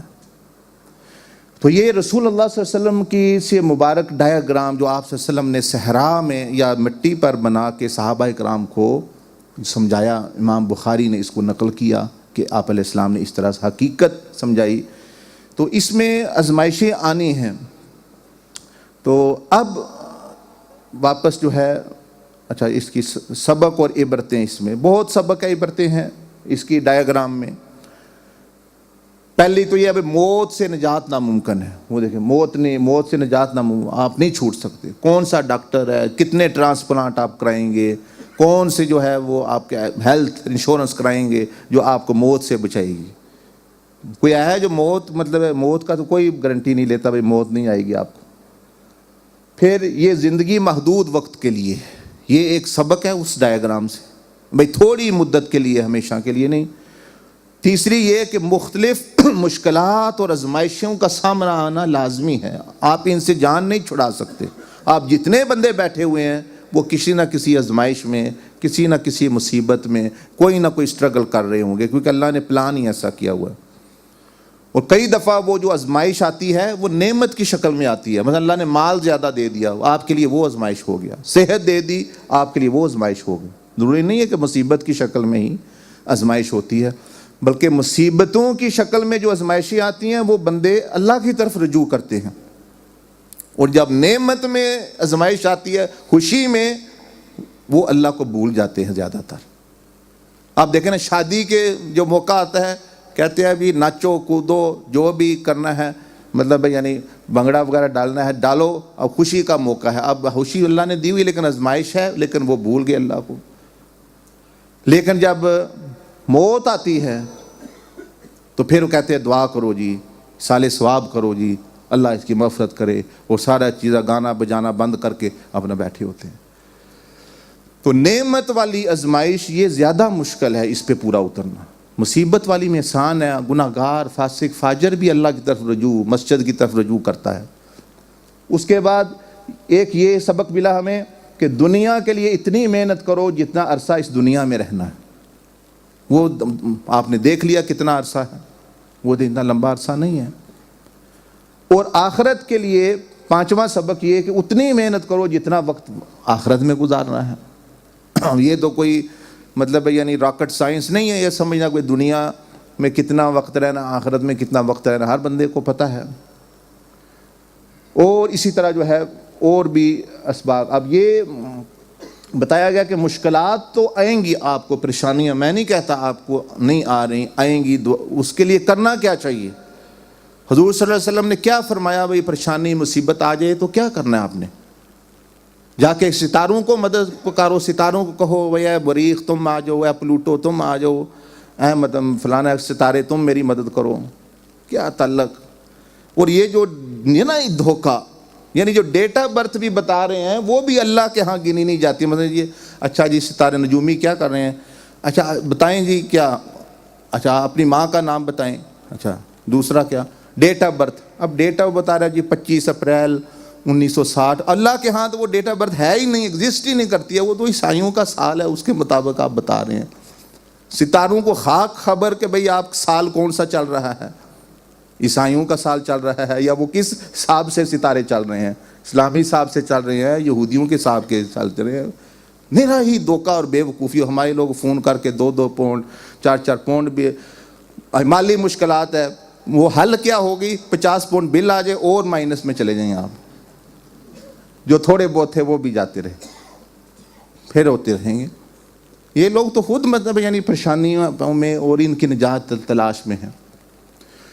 تو نبی علیہ الصلوۃ والسلام نے فرمایا جب مشکل آ جائے, قرآن مجید میں آتا ہے یا ایھا الذین آمنوا استعینوا بالصبر والصلاۃ, کہ اللہ سے مدد طلب کرو. یعنی نماز کے لیے 2 نفل نبی علیہ الصلوۃ والسلام نے فرمایا تہجد کے وقت اللہ پہلے آسمان پہ تشریف لاتا ہے اپنی شان کے لائق تم پڑھو اور اللہ سے مدد مانگو، اور اللہ نے مدد کرنی ہوئی تمہاری، بہتر ہوئی تمہارے لیے تو اللہ پاک کرے گا جو بھی تمہارے لیے بہتر ہوا۔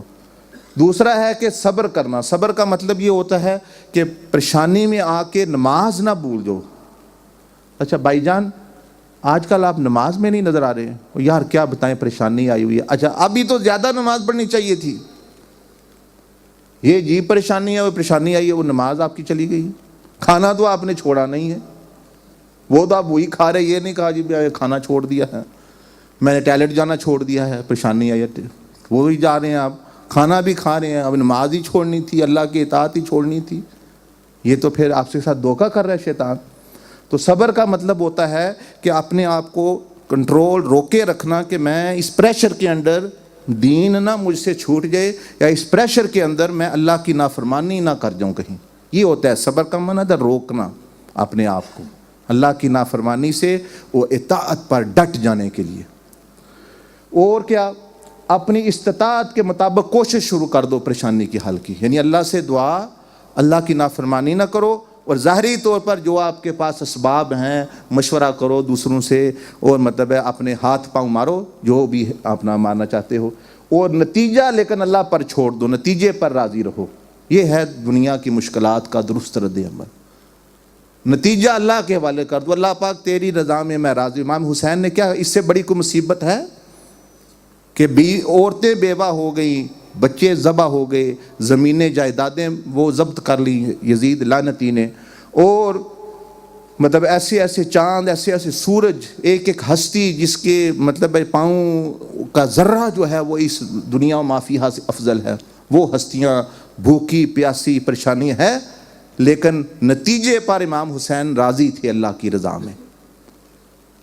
مدد انہوں نے اللہ سے مانگی، لیکن اللہ نے جو فیصلہ کیا اس پر راضی ہے، خود بھی ذبح ہو گئے ہیں، جوان بیٹے کندھوں پر اٹھا کے لا رہے ہیں، بیٹے کا 6 مہینے کا علی اصغر کا خون ہاتھوں میں لے کے، جب وہ لانتی نے تیر مارا آپ کے گلے میں، یہ ایک ہی بندہ تھا لانتی جس نے تیر مارا علی اصغر کے گلے میں، اور امام حسین کے دل میں لگا وہ دوسرا، اس سے یہ ایک ہی بندہ، بدبخت اس کے انتہائی بدبختی اس نے کی، یہ عمل کیا۔ بہرحال وہ جب 6 ماہ کے بچے کا خون تو آپ نے چلو میں لے لیا، خون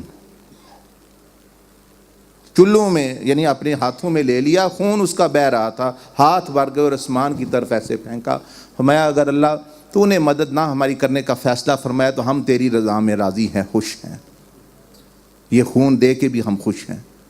یہ ہوتا ہے، ہمارے بل زیادہ آ گیا، رونے نے گھر میں جھگڑا ڈالا ہوا ہے، مورگیج زیادہ آ گئی، اچھا کوئی اور کام تھوڑا بہت کو خراب ہو گیا، یہ ہو گیا وہ ہو گیا، جی مطلب یعنی یہ نہیں ہو رہا وہ نہیں ہو رہا، یہ ہماری پھر شخصیت ظاہر کرتا ہے کہ ہمارے اندر کیا ہے، چھوٹی چھوٹی باتوں پر غصہ، چھوٹی چھوٹی باتوں یہ ہو، تو ایسی نہیں۔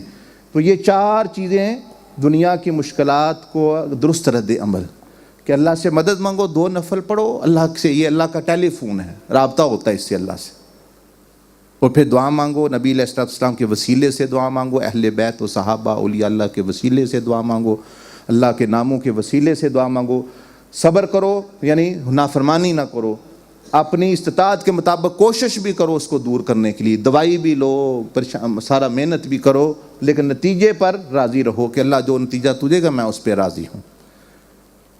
اسی طرح دنیاوی نعمتوں، اگر نعمت مل جائے آپ کو، مال دیا اللہ نے آپ کو، اولاد دی ہے، بیوی دی ہے، صحت دی ہے، اور کوئی عہدہ دیا ہوا ہے، دین کی خدمت کی توفیق دی ہے، مسلمان بنایا، تو کیا اس کا کیا رد عمل ہے؟ جو حضور صلی اللہ علیہ وسلم نے سکھایا وہ یہ کہ اللہ تعالیٰ، پہلا یہ کہ اللہ تعالیٰ کا شکر ادا کرنا، اور شکر کا کیا مطلب ہوتا ہے کہ نعمت کو اپنی صلاحیت اور ابیلٹی کی طرف نسبت نہ کرنا کہ میں نے یہ کیا، میں بڑا بزنس مائنڈ ہوں، میرے پاس بڑی ٹیکنیک ہے۔ یہ سارے جو بزنس بینکرپٹ ہو کے بیٹھے ہیں بڑے بڑے پروفیشنل لوگ، ان کے بزنس ٹیکنیک کدھر گئی؟ ابھی چند ہی سال پہلے پوری دنیا ڈوب گئے ہیں بینک، تو سارے وہ لاکھوں لاکھوں پاؤنڈ ایک ایک بندے کو وہ دے رہے تھے جو چلا رہے تھے یہ سسٹم، وہ سارے ڈوب گئے۔ تو وہ کہاں گئی ساری ان کی پروفیشنلزم اور فور کاسٹنگ اور مارکیٹنگ، اور یہ کچھ نہیں ہے، یہ اللہ کی عطا ہوتی ہے۔ اللہ نے فرمایا میں دیتا ہوں جس کو دیتا ہوں اور چھین لیتا ہوں جسے چھینتا ہوں۔ وہ مین آئیڈیا بھی اسی وقت چلتا ہے جب اللہ کے ہاں منظوری ہوتی ہے، چھری بھی اس وقت چلتی ہے جب اللہ کے ہاں منظوری، اگر نہ منظوری ہو تو ابراہیم علیہ السلام چھری پھیرنے چھری کاٹ نہیں رہی، یہ ہوتی ہے۔ تو اپنی نعمت کو اللہ کی طرف سے سمجھنا، اپنی طرف اس کی نسبت نہ کرنا کہ بھئی یہ میرا کوئی کمال ہے، اپنے آپ کو نعمت کا مستحق نہ سمجھنا بلکہ اللہ کا فضل اور عطا سمجھنا، یعنی نعمتیں جو آ رہی ہیں یہ نہ سمجھنا ہاں میں نے لگتا ہے زندگی میں کوئی نیک کام کیتا ہے جڑا میں موج کر رہا ہوں، یہ غلط بات ہے، یہ غلط مقولہ ہے، یہ ناشکری ہے۔ یہ بندہ گویا کہہ رہا ہے کہ میں نے کچھ کیا تھا تو اب اللہ پاک مجھے اس کے بدلے عطا فرما رہا ہے، نہیں، نعمت شکر یہ ہے کہ بندہ یہ سمجھے کہ یہ جو بھی نعمت مجھے یہ اللہ کا فضل ہے، میں اس کا پر رائٹ یا اس کا مستحق یا یہ ڈیزرو نہیں کرتا تھا کسی طرح بھی ہے، تب اس میں شکر پیدا ہوگا۔ یہ لگتا ہے کہ زندگی کوئی نیک کام ہو گیا ہے جڑا ہوں موج میلہ لگ گیا، نہیں، یہ بات ایسی نہیں، یہ بندے میں تکبر پیدا ہو جائے گا، اس میں عجب پیدا ہو جائے گا، اس میں خود پسندی پیدا ہو جائے گی، وہ دوسروں پر فخر کرنا شروع کر دے گا۔ کیا مال ہمارے، وہ کیا کہتے ہیں، کیا پدی اور کیا اس کا شوربہ، امال کیا ہمارے اور کیا اس کی جو ہے قدر و قیمت، جو کرتے ہیں وہ بھی پتہ ہے ہمیں۔ اور کیا ان نعمتوں کا نافرمانی میں استعمال نہ کرنا، ان نعمتوں کو، یہ بھی شکر کا حصہ ہے۔ یہ حضرت جنید بغداد نے فرمایا رحمۃ اللہ علیہ نے کہ شکر یہ ہے کہ اس نعمت کو اللہ کی نافرمانی میں یوز نہ کرنا۔ یہ آنکھ دی ہے تو نافرمانی میں یوز، یہ زبان دی ہے اللہ کے خلاف ہی تو مت استعمال کرو۔ یہ پیٹ دیا اللہ نے تو اس میں اللہ کے خلاف تو نہ استعمال، اس میں حرام غذا نہ ڈالو۔ یہ ہاتھ دیے ہیں اللہ کے خلاف مت استعمال کرو، یہ جسم دیا ہے اللہ کے خلاف مت استعمال۔ یہ نعمت کا شکر ہے کہ اللہ کم از کم اس کو نافرمانی میں استعمال نہ کرے۔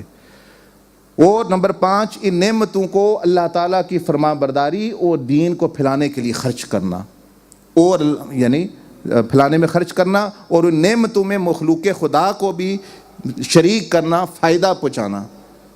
اگلے دن میں حدیث پڑھ رہا تھا امام طبرانی کی، امام عبد الوہاب شارانی رحمہ اللہ نے جو لکھی، اس میں انہوں نے فرمایا کہ اللہ پاک بعض لوگ، نبی صلی اللہ علیہ وسلم نے فرمایا کہ اللہ پاک بعض لوگوں کو نعمتیں، پیسے اس لیے دیتا ہے کہ دوسروں کی حاجتیں ان کے ذریعے پوری ہوتی ہیں، دوسروں کی، غریبوں، مسکینوں یا ضرورت مند رشتہ داروں کی حاجتیں، ضرورتیں، یہ وہی اس کا بوجھ ڈالا جاتا ہے اس پہ، اور اللہ دے اس کے بینک اکاؤنٹ میں گویا دے دیتا ہے کہ بھئی تم دے لو، تمہارے لیے خوش قسمتی ہے۔ فرمایا جب تک یہ وہ پوری کرتا رہے اللہ اس کے بینک اکاؤنٹ میں دیتا رہے گا وہ چیزیں، یعنی ان کو دیتا رہے گا۔ فرمایا جب یہ تنگ دل ہو جائے، وہ اتنے غریب لے بیٹھے نے جی، اتنے رشتہ دار لے بیٹھے نے، اتنا بڑا تنگ کیتا ہے، روز دیہڑی منگتے ہیں، اور آپ کو پتہ ہے آپ کے پاس پیسے بھی آسان، لیکن صرف جو ہے آپ کو وہ نعمت پچ نہیں رہی، وہ مطلب یعنی آپ کو یعنی وہ ہضم نہیں ہو رہی۔ جب بندہ تنگ دل ہو کے اور روک لیتا ہے، اللہ بھی روک لیتا ہے پیچھے سے۔ پھر تو بعض لوگوں جو مل رہی ہیں نعمتیں، مال جو ہے یہ دوسروں کی وجہ سے مل رہی ہیں، دوسروں کے وسیلے سے، غربا، رشتہ دار، مسکین۔ آپ صلی اللہ علیہ وسلم نے فرمایا جو بندہ چاہتا ہے اس کی عمر بڑے، رزق میں برکت ہے، اس کو چاہیے رشتہ داروں پہ خرچ کرے، غریب رشتہ داروں، بے شک وہ ناشکری ہی کریں، وہ قطع رحمی کریں، وہ آپ کو خیر خواہ نہ ہوں، وہ بدخواہ ہی کیوں نہ ہوں، آپ ان کے ساتھ بھلائی کریں، آپ کی زندگی میں اور رزق میں برکت ہوتی جائے گی، بڑھتا جائے گا۔ اب ہم کہتے ہیں یہ جہاں دو خاندان، جس دو گھر ہیں جس ٹاؤن میں، وہ آپس میں روٹھے ہیں، باقیوں سے وہ ٹھیک ٹھاک ہیں، وہ اسی لیے کہ یہ ایکسپیکٹ کرتے ہیں، آپ سے ایکسپیکٹ کرتے ہیں اور توقعات رکھتے ہیں ایک دوسرے سے، اور یہ نہیں سمجھتے کہ بھئی اس میں کتنا فائدہ ہے، ہمیں موقع اللہ پاک دے رہا ہے۔ جیسے اگلے دن میں یہ بھی حدیث سنا رہا تھا شمائل شریف کا، جمعے والے دن خطبے کے بعد، نماز کے بعد ہمارے ہاں مدینہ مسجد میں درس ہوتا ہے نبی صلی اللہ علیہ وسلم کی شمائل اور عادتوں مبارکوں پر کہ آپ علیہ السلام نے کیا کیا آپ علیہ السلام کی حدیث میں ہے کہ ایک شخص نے حضرت امیر معاویہ رضی اللہ تعالیٰ عنہ کے زمانے میں اس کا دانت توڑ دیا دوسرے کا، مثال کے طور پر ایک بات ہے، زخم آ گیا اس کو، اب اس کا جرمانہ اس کو پڑ گیا بھئی اتنا، مثلا 10,000 پاؤنڈ دو، وہ 10,000 پاؤنڈ لے کے آ گیا، بھئی میں سے آپ کا نقصان ہو گیا یا زخم آ گیا آپ کے ہاں، میں نے توڑ دیا آپ کا، تو یہ اس کا جرمانہ ہے 10,000 پاؤنڈ ہے، 10,000 درہم ہے۔ اب وہ شخص قبول ہی نہیں کر، وہ صحابی ہیں، وہ قبول نہیں کر رہے، وہ کہہ رہے ہیں میں نہیں لینا، میں نہیں قبول کرنا آپ کا۔ وہ کہہ رہے کر لو پلیز، مہربانی فرمائے کر لیں، مجھے بڑا دکھ ہوگا۔ انہوں نے فرمایا میں اس لیے نہیں کرنا کہ میں نے اپنے محبوب آقا سرور دو عالم سید الوجود محمد مصطفیٰ صلی اللہ علیہ وسلم سے سنا ہے کہ جس کسی کا کوئی خون کر دے، یعنی قتل کر دے، یا اس سے کم کسی کے جسم کو نقصان پہنچے اور وہ اللہ کے لیے اس کو معاف کر دے، اس کے پیدا ہونے کے دن سے لے کر آج تک جتنے گناہ ہیں اللہ اس کے معاف کر دے گا۔ تو میں اتنا بڑا فائدہ نہیں دے سکتا پیسے لے کے، میں نے تمہیں معاف بھی کیا اور یہ بھی نہیں میں لوں گا، یہ لوں گا تو میرا پھر وہ فضیلت مجھے نہیں حاصل ہوگی، میں نے تمہیں معاف کر دیا۔ اب جب آپ کو پتہ ہے کہ اتنا معافی میں اتنا اجر و ثواب ہے اور اتنی، اور بزرگوں نے فرمایا کسی بندے نے معاف نہیں کیا کسی کو مگر اللہ نے اس کی عزت بڑھائی ہے۔ معاف کرنے والے کی عزت اللہ بڑھاتا ہے ہمیشہ۔ وہ پتہ چلے کہ جب سے میں پیدا ہوا میرے گناہ معاف ہو سکتے ہیں، تو آپ تو سوچیں گے کب یہ موقع مجھے ملے۔ اس لیے اولیاء اللہ کو معاف کرنا آسان ہوتا ہے، وہ سنو، اور ہم جو ہیں اکڑ کے بیٹھے ہوئے ہوتے ہیں، ہم تو نہیں کریں گے جی کسی کو، تو یہ اچھی بات نہیں۔ اچھا، بہرحال یہ آپ نے سن لیا۔ اب یہ ہے دنیا کی حقیقت کی طرف، یہ ہم اس کو ذرا چھوڑ رہے ہیں، وقت پھر زیادہ ہو، اس طرف آپ آ جائیں۔ ہم یہاں تھے، یہاں سے ہم اس ڈائیگرام کی طرف گئے تھے، آپ کو یاد ہوگا کہ دنیا کی حقیقت نبی صلی اللہ علیہ وسلم نے کیا سمجھائی ہمیں، تو اس طرف ہم گئے تھے۔ اب جس نے ان آزمائشوں کو صحیح طور پر جو ہے وہ پورا اترا ان پر، اللہ کی نافرمانی نہیں کی، نعمت میں اللہ کو بھولا نہیں، جو ہی وہ مرے گا اللہ پاک اس کو برزخ میں، قبر میں اچھا مقام دے گا۔ وہ امام حسین رضی اللہ تعالیٰ عنہ، سیدنا عبد القادر جیلانی، اولیاء اللہ، صلحاء، صدیقین، انبیاء، رسول کے ساتھ جو ہے اللہ پاک اس کو جگہ عطا فرمائے گا ان کے قدموں میں، برزخ میں۔ ایک تو ہے نا قیامت کے دن، ایک ہے جنت میں، جو ہی مریں گے، برزخ بھی ایک دنیا ہے، ایک جہاں ہے، ایک بہت بڑی دنیا ہے، وہاں اللہ پاک ان کے ساتھ آپ کو اکٹھا کرے گا، نیک لوگوں کے ساتھ، اور جو نہیں ان کو پھر جو ہے وہ نیچے، یہ دیکھے برزخ کا جو عذاب والا حصہ ہے، آگ بری ہوگی ان کی قبروں میں، آگ بری ہوگی، کوئی بندہ ان کو جو ہے پوچھنے والا نہیں ہوگا، اب وہ جو ہے عذاب میں ہے۔ تو توبہ نہ کرنے کا نتیجہ ادھر جا ہوتا ہے۔ پھر قیامت کے دن اللہ پاک جو ہے ان کو اپنے عرش کا سایہ دے گا، اور وہ خوشبو اور یعنی مشک کے ٹیلوں پر جو ہے، اور خوشبوؤں کے ٹیلوں پر، یعنی وہ سیر کر رہے ہوں گے، عرش کے نیچے بیٹھ کے کھانے کھا رہے ہوں گے، ان کا یہ حال ہوگا قیامت والے دن، لا خوف علیہم ولا هم یحزنون۔ اور دوسرے جو ہیں وہ کچھ نہ پوچھے، ان کو جہنم کھا رہی ہوگی، سورج ان کی چمڑیاں پگھلا رہا ہوگا۔ اور شیخ عبد القادر جیلانی رحمہ اللہ نے لکھا کہ ان کا دماغ بہہ کے پاؤں میں بہہ رہا ہوگا پانی کی طرح۔ یہ برین جو ہے نا، کئی لوگ کھاتے ہیں نا مغز، کہتے ہیں مغز لاؤ جی، بکروں کے مغز کھا رہے ہیں، وہ مغز جو ہوتا ہے نا انسان میں، وہ انہوں نے فرمایا وہ بہے گا انسان کے قدموں میں قیامت کے میدان میں۔ بعض لوگوں کا جو اس سے غلط پلاننگ کرتے رہے، اس کو غلط سوچتے رہے، اس سے تدبیریں غلط کرتے رہے، اور ہوشیار چلاک اور اپنے آپ کو بڑے اپنے ہوشیار سمجھتے رہے، اور مطلب ہے کہ بڑے تیز سمجھتے رہے، یہ نتیجہ ہونے والا۔ اور اس کے بعد پھر اللہ ہمیشہ کے لیے فیصلہ کر دے گا کہ نیکوکار جو ہیں وہ اس جہاں میں ہیں، اور برے جو ہیں وہ جہنم کے جہاں اور جہنم کی زندگی۔ اور اسی لیے جو ہے اللہ پاک نے تمام انبیاء علیہ السلام کو، اولیاء اللہ کو، جو بھی ہدایت کے اسباب اللہ پاک نے ہمیں مہیا کیے، انبیاء علیہ السلام کی شکل میں اہل بیت اور صحابہ کرام رضوان اللہ علیہم اجمعین، اور اس کے بعد علماء ائمہ کرام کی شکل میں، کہ وہ جنت سے انسان میں داخل ہونے والا بن جائے اور جہنم سے انسان جو ہے وہ بچنے والا بن جائے۔ اب یہ ہے کہ کیسے ابتدا کیسے ہوگی۔ اب یہ ہے کہ بھئی یہاں سے اب میں کیا کروں، اب سوال یہ ہے، اب یہ میں کیا کروں۔ آپ سوچیں نا، اگر تو آپ پہلے ہی جانتی ہیں پھر تو آپ کو ضرورت نہیں، اگر آپ نہیں سمجھتے اپنے آپ کو تو پھر اس کا حل سن لیں۔ حل اس کا یہ ہے کہ سب سے پہلے 4 شرطیں ہیں، پوری کر لیں۔ سب سے پہلے اپنا عقیدہ اہل سنت والجماعت کے مطابق کر لیں. عقیدے کا میں اللہ کون ہے, اللہ کے جو نام ہیں ان ناموں کا معنی کیا ہے. مسلمان کو کم از کم 20-25 ناموں کا تو معنی آتا ہونا. ہمارا خدا کون ہے, اس کی شان کیا ہے, لطیف کا کیا معنی ہے, خبیر کا معنی کیا ہے, اللہ کی جو اسماء اور صفات کیا ہیں کیا نہیں ہیں, اس کو کہتے ہیں عقیدہ. نبی صلی اللہ علیہ وسلم کی صفتیں کیا ہیں اور آپ صلی اللہ علیہ وسلم کی صفتیں وہ جو ہیں وہ کیا ہے, ان کی تھوڑا بہت پتہ ہو بندے کو, ضروری عقیدہ کی باتیں. فرشتوں کا, آخرت کیا ہے, دنیا کیا ہے. آج آپ نے عقیدہ سیکھا کہ دنیا کی حقیقت نبی صلی اللہ علیہ وسلم نے جو بتایا وہ کیا ہے. آج سمجھ آئی وہ ڈائیگرام کے ذریعے. آپ صلی اللہ علیہ وسلم کا عقیدہ کیا تھا, یعنی دنیا جہاں کے بارے میں, وہی جو فولی ڈائیگرام آپ کو بتائی کہ آپ صلی اللہ علیہ وسلم کا عقیدہ تھا یہی تھا. پہلے بھائی کچھ نہیں تھا, پھر یہ ہم روحوں کے جہاں میں آئے, پھر ہم اس دنیا میں آئے, پھر جنت دوزخ ہوگی. یہ اس کو کہتے ہیں عقیدہ.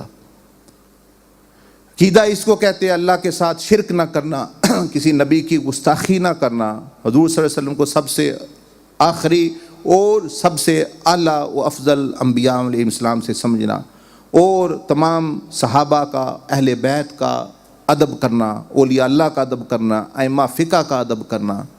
اور جو ہے یعنی ان کو دوسری شرط فقہ, یہ وضو, نماز, روزہ کے مسائل, پاکی پلیتی اور کھانے پینے یعنی معاملات جس میں مثلا بزنس ہے, بزنس کے بارے میں سیکھیں کہ اسلام کیا کہتا ہے, کیسے حلال چیزیں حرام ہو جاتی ہیں, بعض دفعہ حرام حلال ہو جاتا ہے. کاروبار کرنے کے یہ جو مسائل ہیں, اٹھنے بیٹھنے کی چیزیں, اس کو کہتے ہیں فقہ یا مسئلے مسائل کا علم. تیسری ہے توبہ. اب توبہ آ گئی, اب اس کے متعلق جو ہے وہ تھوڑا سا جو ہے آپ کو بیان جس میں بتایا تھا بھئی توبہ کے بارے میں آپ کو بتائیں گے. تو توبہ جو ہے اس میں آپ یعنی پڑھ تو آپ نے لیا ماضی پر شرمندگی اور آئندہ گناہوں سے بچنے کا ارادہ, لیکن نبی علیہ الصلوۃ والسلام نے ایک حدیث میں یہ بیان فرمایا جو میرے سامنے پڑی ہوئی ہے کہ توبہ کرنے والا کون ہے. شرطیں جو اس کی بڑی بڑی ہیں وہ تو میں بتاتا رہتا ہوں کہ گناہوں کو چھوڑنا, گزشتہ گناہوں پر شرمندگی ہونا, آئندہ نہ کرنے کا ارادہ کرنا, اہل حقوق کے حقوق ادا کرنا. لیکن حضور صلی اللہ علیہ وسلم نے کامل توبہ, آپ نے سنا ہوگا توبہ نصوح, توبہ نصوح کرو. توبہ نصوح کیا ہوتی ہے اس کے بارے میں حضرت عبداللہ ابن مسعود رضی اللہ تعالیٰ نے روایت کرتے ہیں کہ نبی اکرم صلی اللہ علیہ وسلم صحابہ کی جماعت میں تشریف فرما تھے اور آپ نے یہ ارشاد فرمایا, تم جانتے ہو اے میرے صحابہ کہ توبہ کرنے والا کون ہے, توبہ کرنے والا کون ہے. صحابہ نے عرض کی یا اللہ, اے اللہ تیرا ہی آسرا, ہم تو نہیں جانتے, جو اللہ اس کا رسول ہے جانتے ہیں وہی ہے. آپ صلی اللہ علیہ وسلم نے فرمایا تو پھر سیکھو, جب کسی شخص نے توبہ کی اور اس کے مخالف جن کے اس کے حقوق ضائع کیے ہوئے ہیں اس سے راضی نہیں ہوئے تو وہ شخص توبہ کرنے والا نہیں. میں جس نے توبہ کی ہے لیکن اس کے مخالف اس سے راضی نہیں ہوئے وہ توبہ کرنے والا نہیں ہے اللہ کے رسول صلی اللہ علیہ وسلم کے ہاں.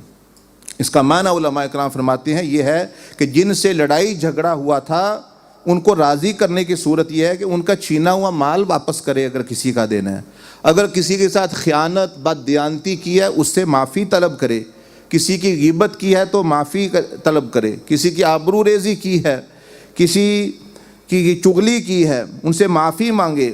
اگر وہ لوگ دنیا میں نہیں ہیں تو ان کے حقوق مالی کو ان کے وارثوں کو دے, اگر وارث بھی نہ ملے تو ان کی طرف سے صدقہ خیرات کرے اگر وہ مر گئے ہیں اور ان کو پہنچائے.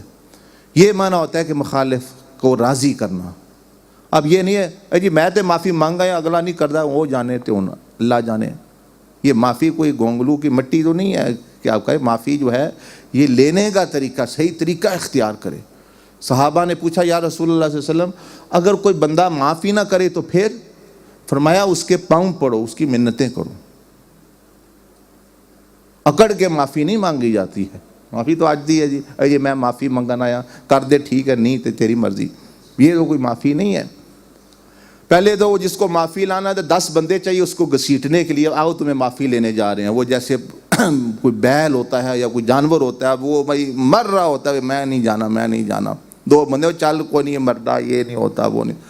اب ایسے بندے یہ جا کے وہاں یہ کیا کرے گا جس کو جو ہے وہ گھسیٹ کے لے کے جانے ہیں. یعنی پہلے وہ سمجھے یہ میری ضرورت ہے, یہ میں جہنم میں جاؤں گا اگر میں یہ صحیح, میری توبہ ہی نہیں قبول ہوگی. دوسرا فرمایا اے میرے صحابہ, جب کسی شخص نے توبہ کی اور اپنا لباس نہیں بدلا تو وہ بھی توبہ کرنے والا نہیں. لباس نہیں بدلا, اس کے بارے میں علماء نے فرمایا لباس سے مراد یہ ہے کہ وہ حرام مال کا جو لباس یا غیر شرعی لباس, عورت تھی بے پردہ پھرتی تھی, مرد تھا مرکیاں ڈالی ہوئی ہیں, اور مطلب اس طرح کے غیر شرعی لباس جو اسلام یعنی اسلام جس کو پسند نہیں کرتا, وہ جب تک نہ بدلے اپنا لباس اور سنت نبی صلی اللہ علیہ وسلم کے مطابق لے آئے, فرمایا کہ تب وہ توبہ کرنے والا گنا جاتا ہے. اور حرام سے کماتا تھا, حرام کا لباس تھا, اب حلال کا لباس پہنے, بے شک وہ سستا ہی کیوں نہ ہو, حلال کا ہو. یہ نہیں بھائی کریڈٹ کارڈ پہ لے کے, اب سیلیں لگی ہوئی ہیں, نہیں بھی ضرورت, صبح 6 بجے لائنوں میں کھڑے ہوئے ہیں نماز کے لیے, کہے جی جاگ ہی نہیں آتی, بھائی نیکسٹ کے بعد تو آپ کھڑے ہیں گھنٹے 2 6 بجے سے لے کے, وہاں آپ کو کیسے جاگ آ گئی, وہاں چائے بھی ساتھ لے کے آئے ہوئے ہیں. یہاں بھی کبھی دیکھا مسجد بند ہے اور نمازی باہر کھڑے ہیں, چائے کا تھرموز ہم انتظار کر رہے ہیں کب کھلے گی اور جائیں گے, لیکن اور ضرورت بھی نہیں شاید ہو, اٹھا کے چیزیں گھر بھرے ہوئے ہیں, اور مطلب یعنی اندر ہوس ہے, باہر کچھ بھی مطلب یعنی ضرورت شاید کچھ بھی نہیں ہے. تو یہ فرمایا کہ بھئی لباس حلال کمائی کا پھر وہ حرام کا بدلے. دوسرا فیشنیبل جو اسلام کے خلاف ہے, اچھے کپڑے پہننا منع نہیں ہے, اچھے کپڑے پہنے, صاف پہنے, مہنگے پہنے اگر حلال پہن سکتے ہیں, لیکن غیر شرعی نہ پہنے. عورتوں کے لیے خاص طور پر جو اسلام کی شرطیں ہیں, بھئی کپڑا پینٹ پہننا منع نہیں ہے, لیکن وہ اس میں جسم کے شکل نہ نظر آ رہی ہو, یہ منع ہے. اس میں جسم نہ نظر آ رہا ہو. عورتوں کا جو لباس ہے کہ ان میں کوئی عضو ان کا ظاہر نہ ہو رہا ہو, چہرے اور ہاتھ کے علاوہ جو ہے وہ پردے میں ہوں, کم از کم درجہ یہ ہے. تو یہ ہے آپ سے فرمایا جس نے لباس نہیں بدلا وہ توبہ کرنے والا نہیں ہے. دوسرا فرمایا, تیسرا فرمایا اور جس شخص نے مجلس نہیں بدلی اپنی, جس شخص نے مجلس نہیں بدلی اپنی, وہ توبہ کی اور وہ توبہ کرنے والا نہیں ہے.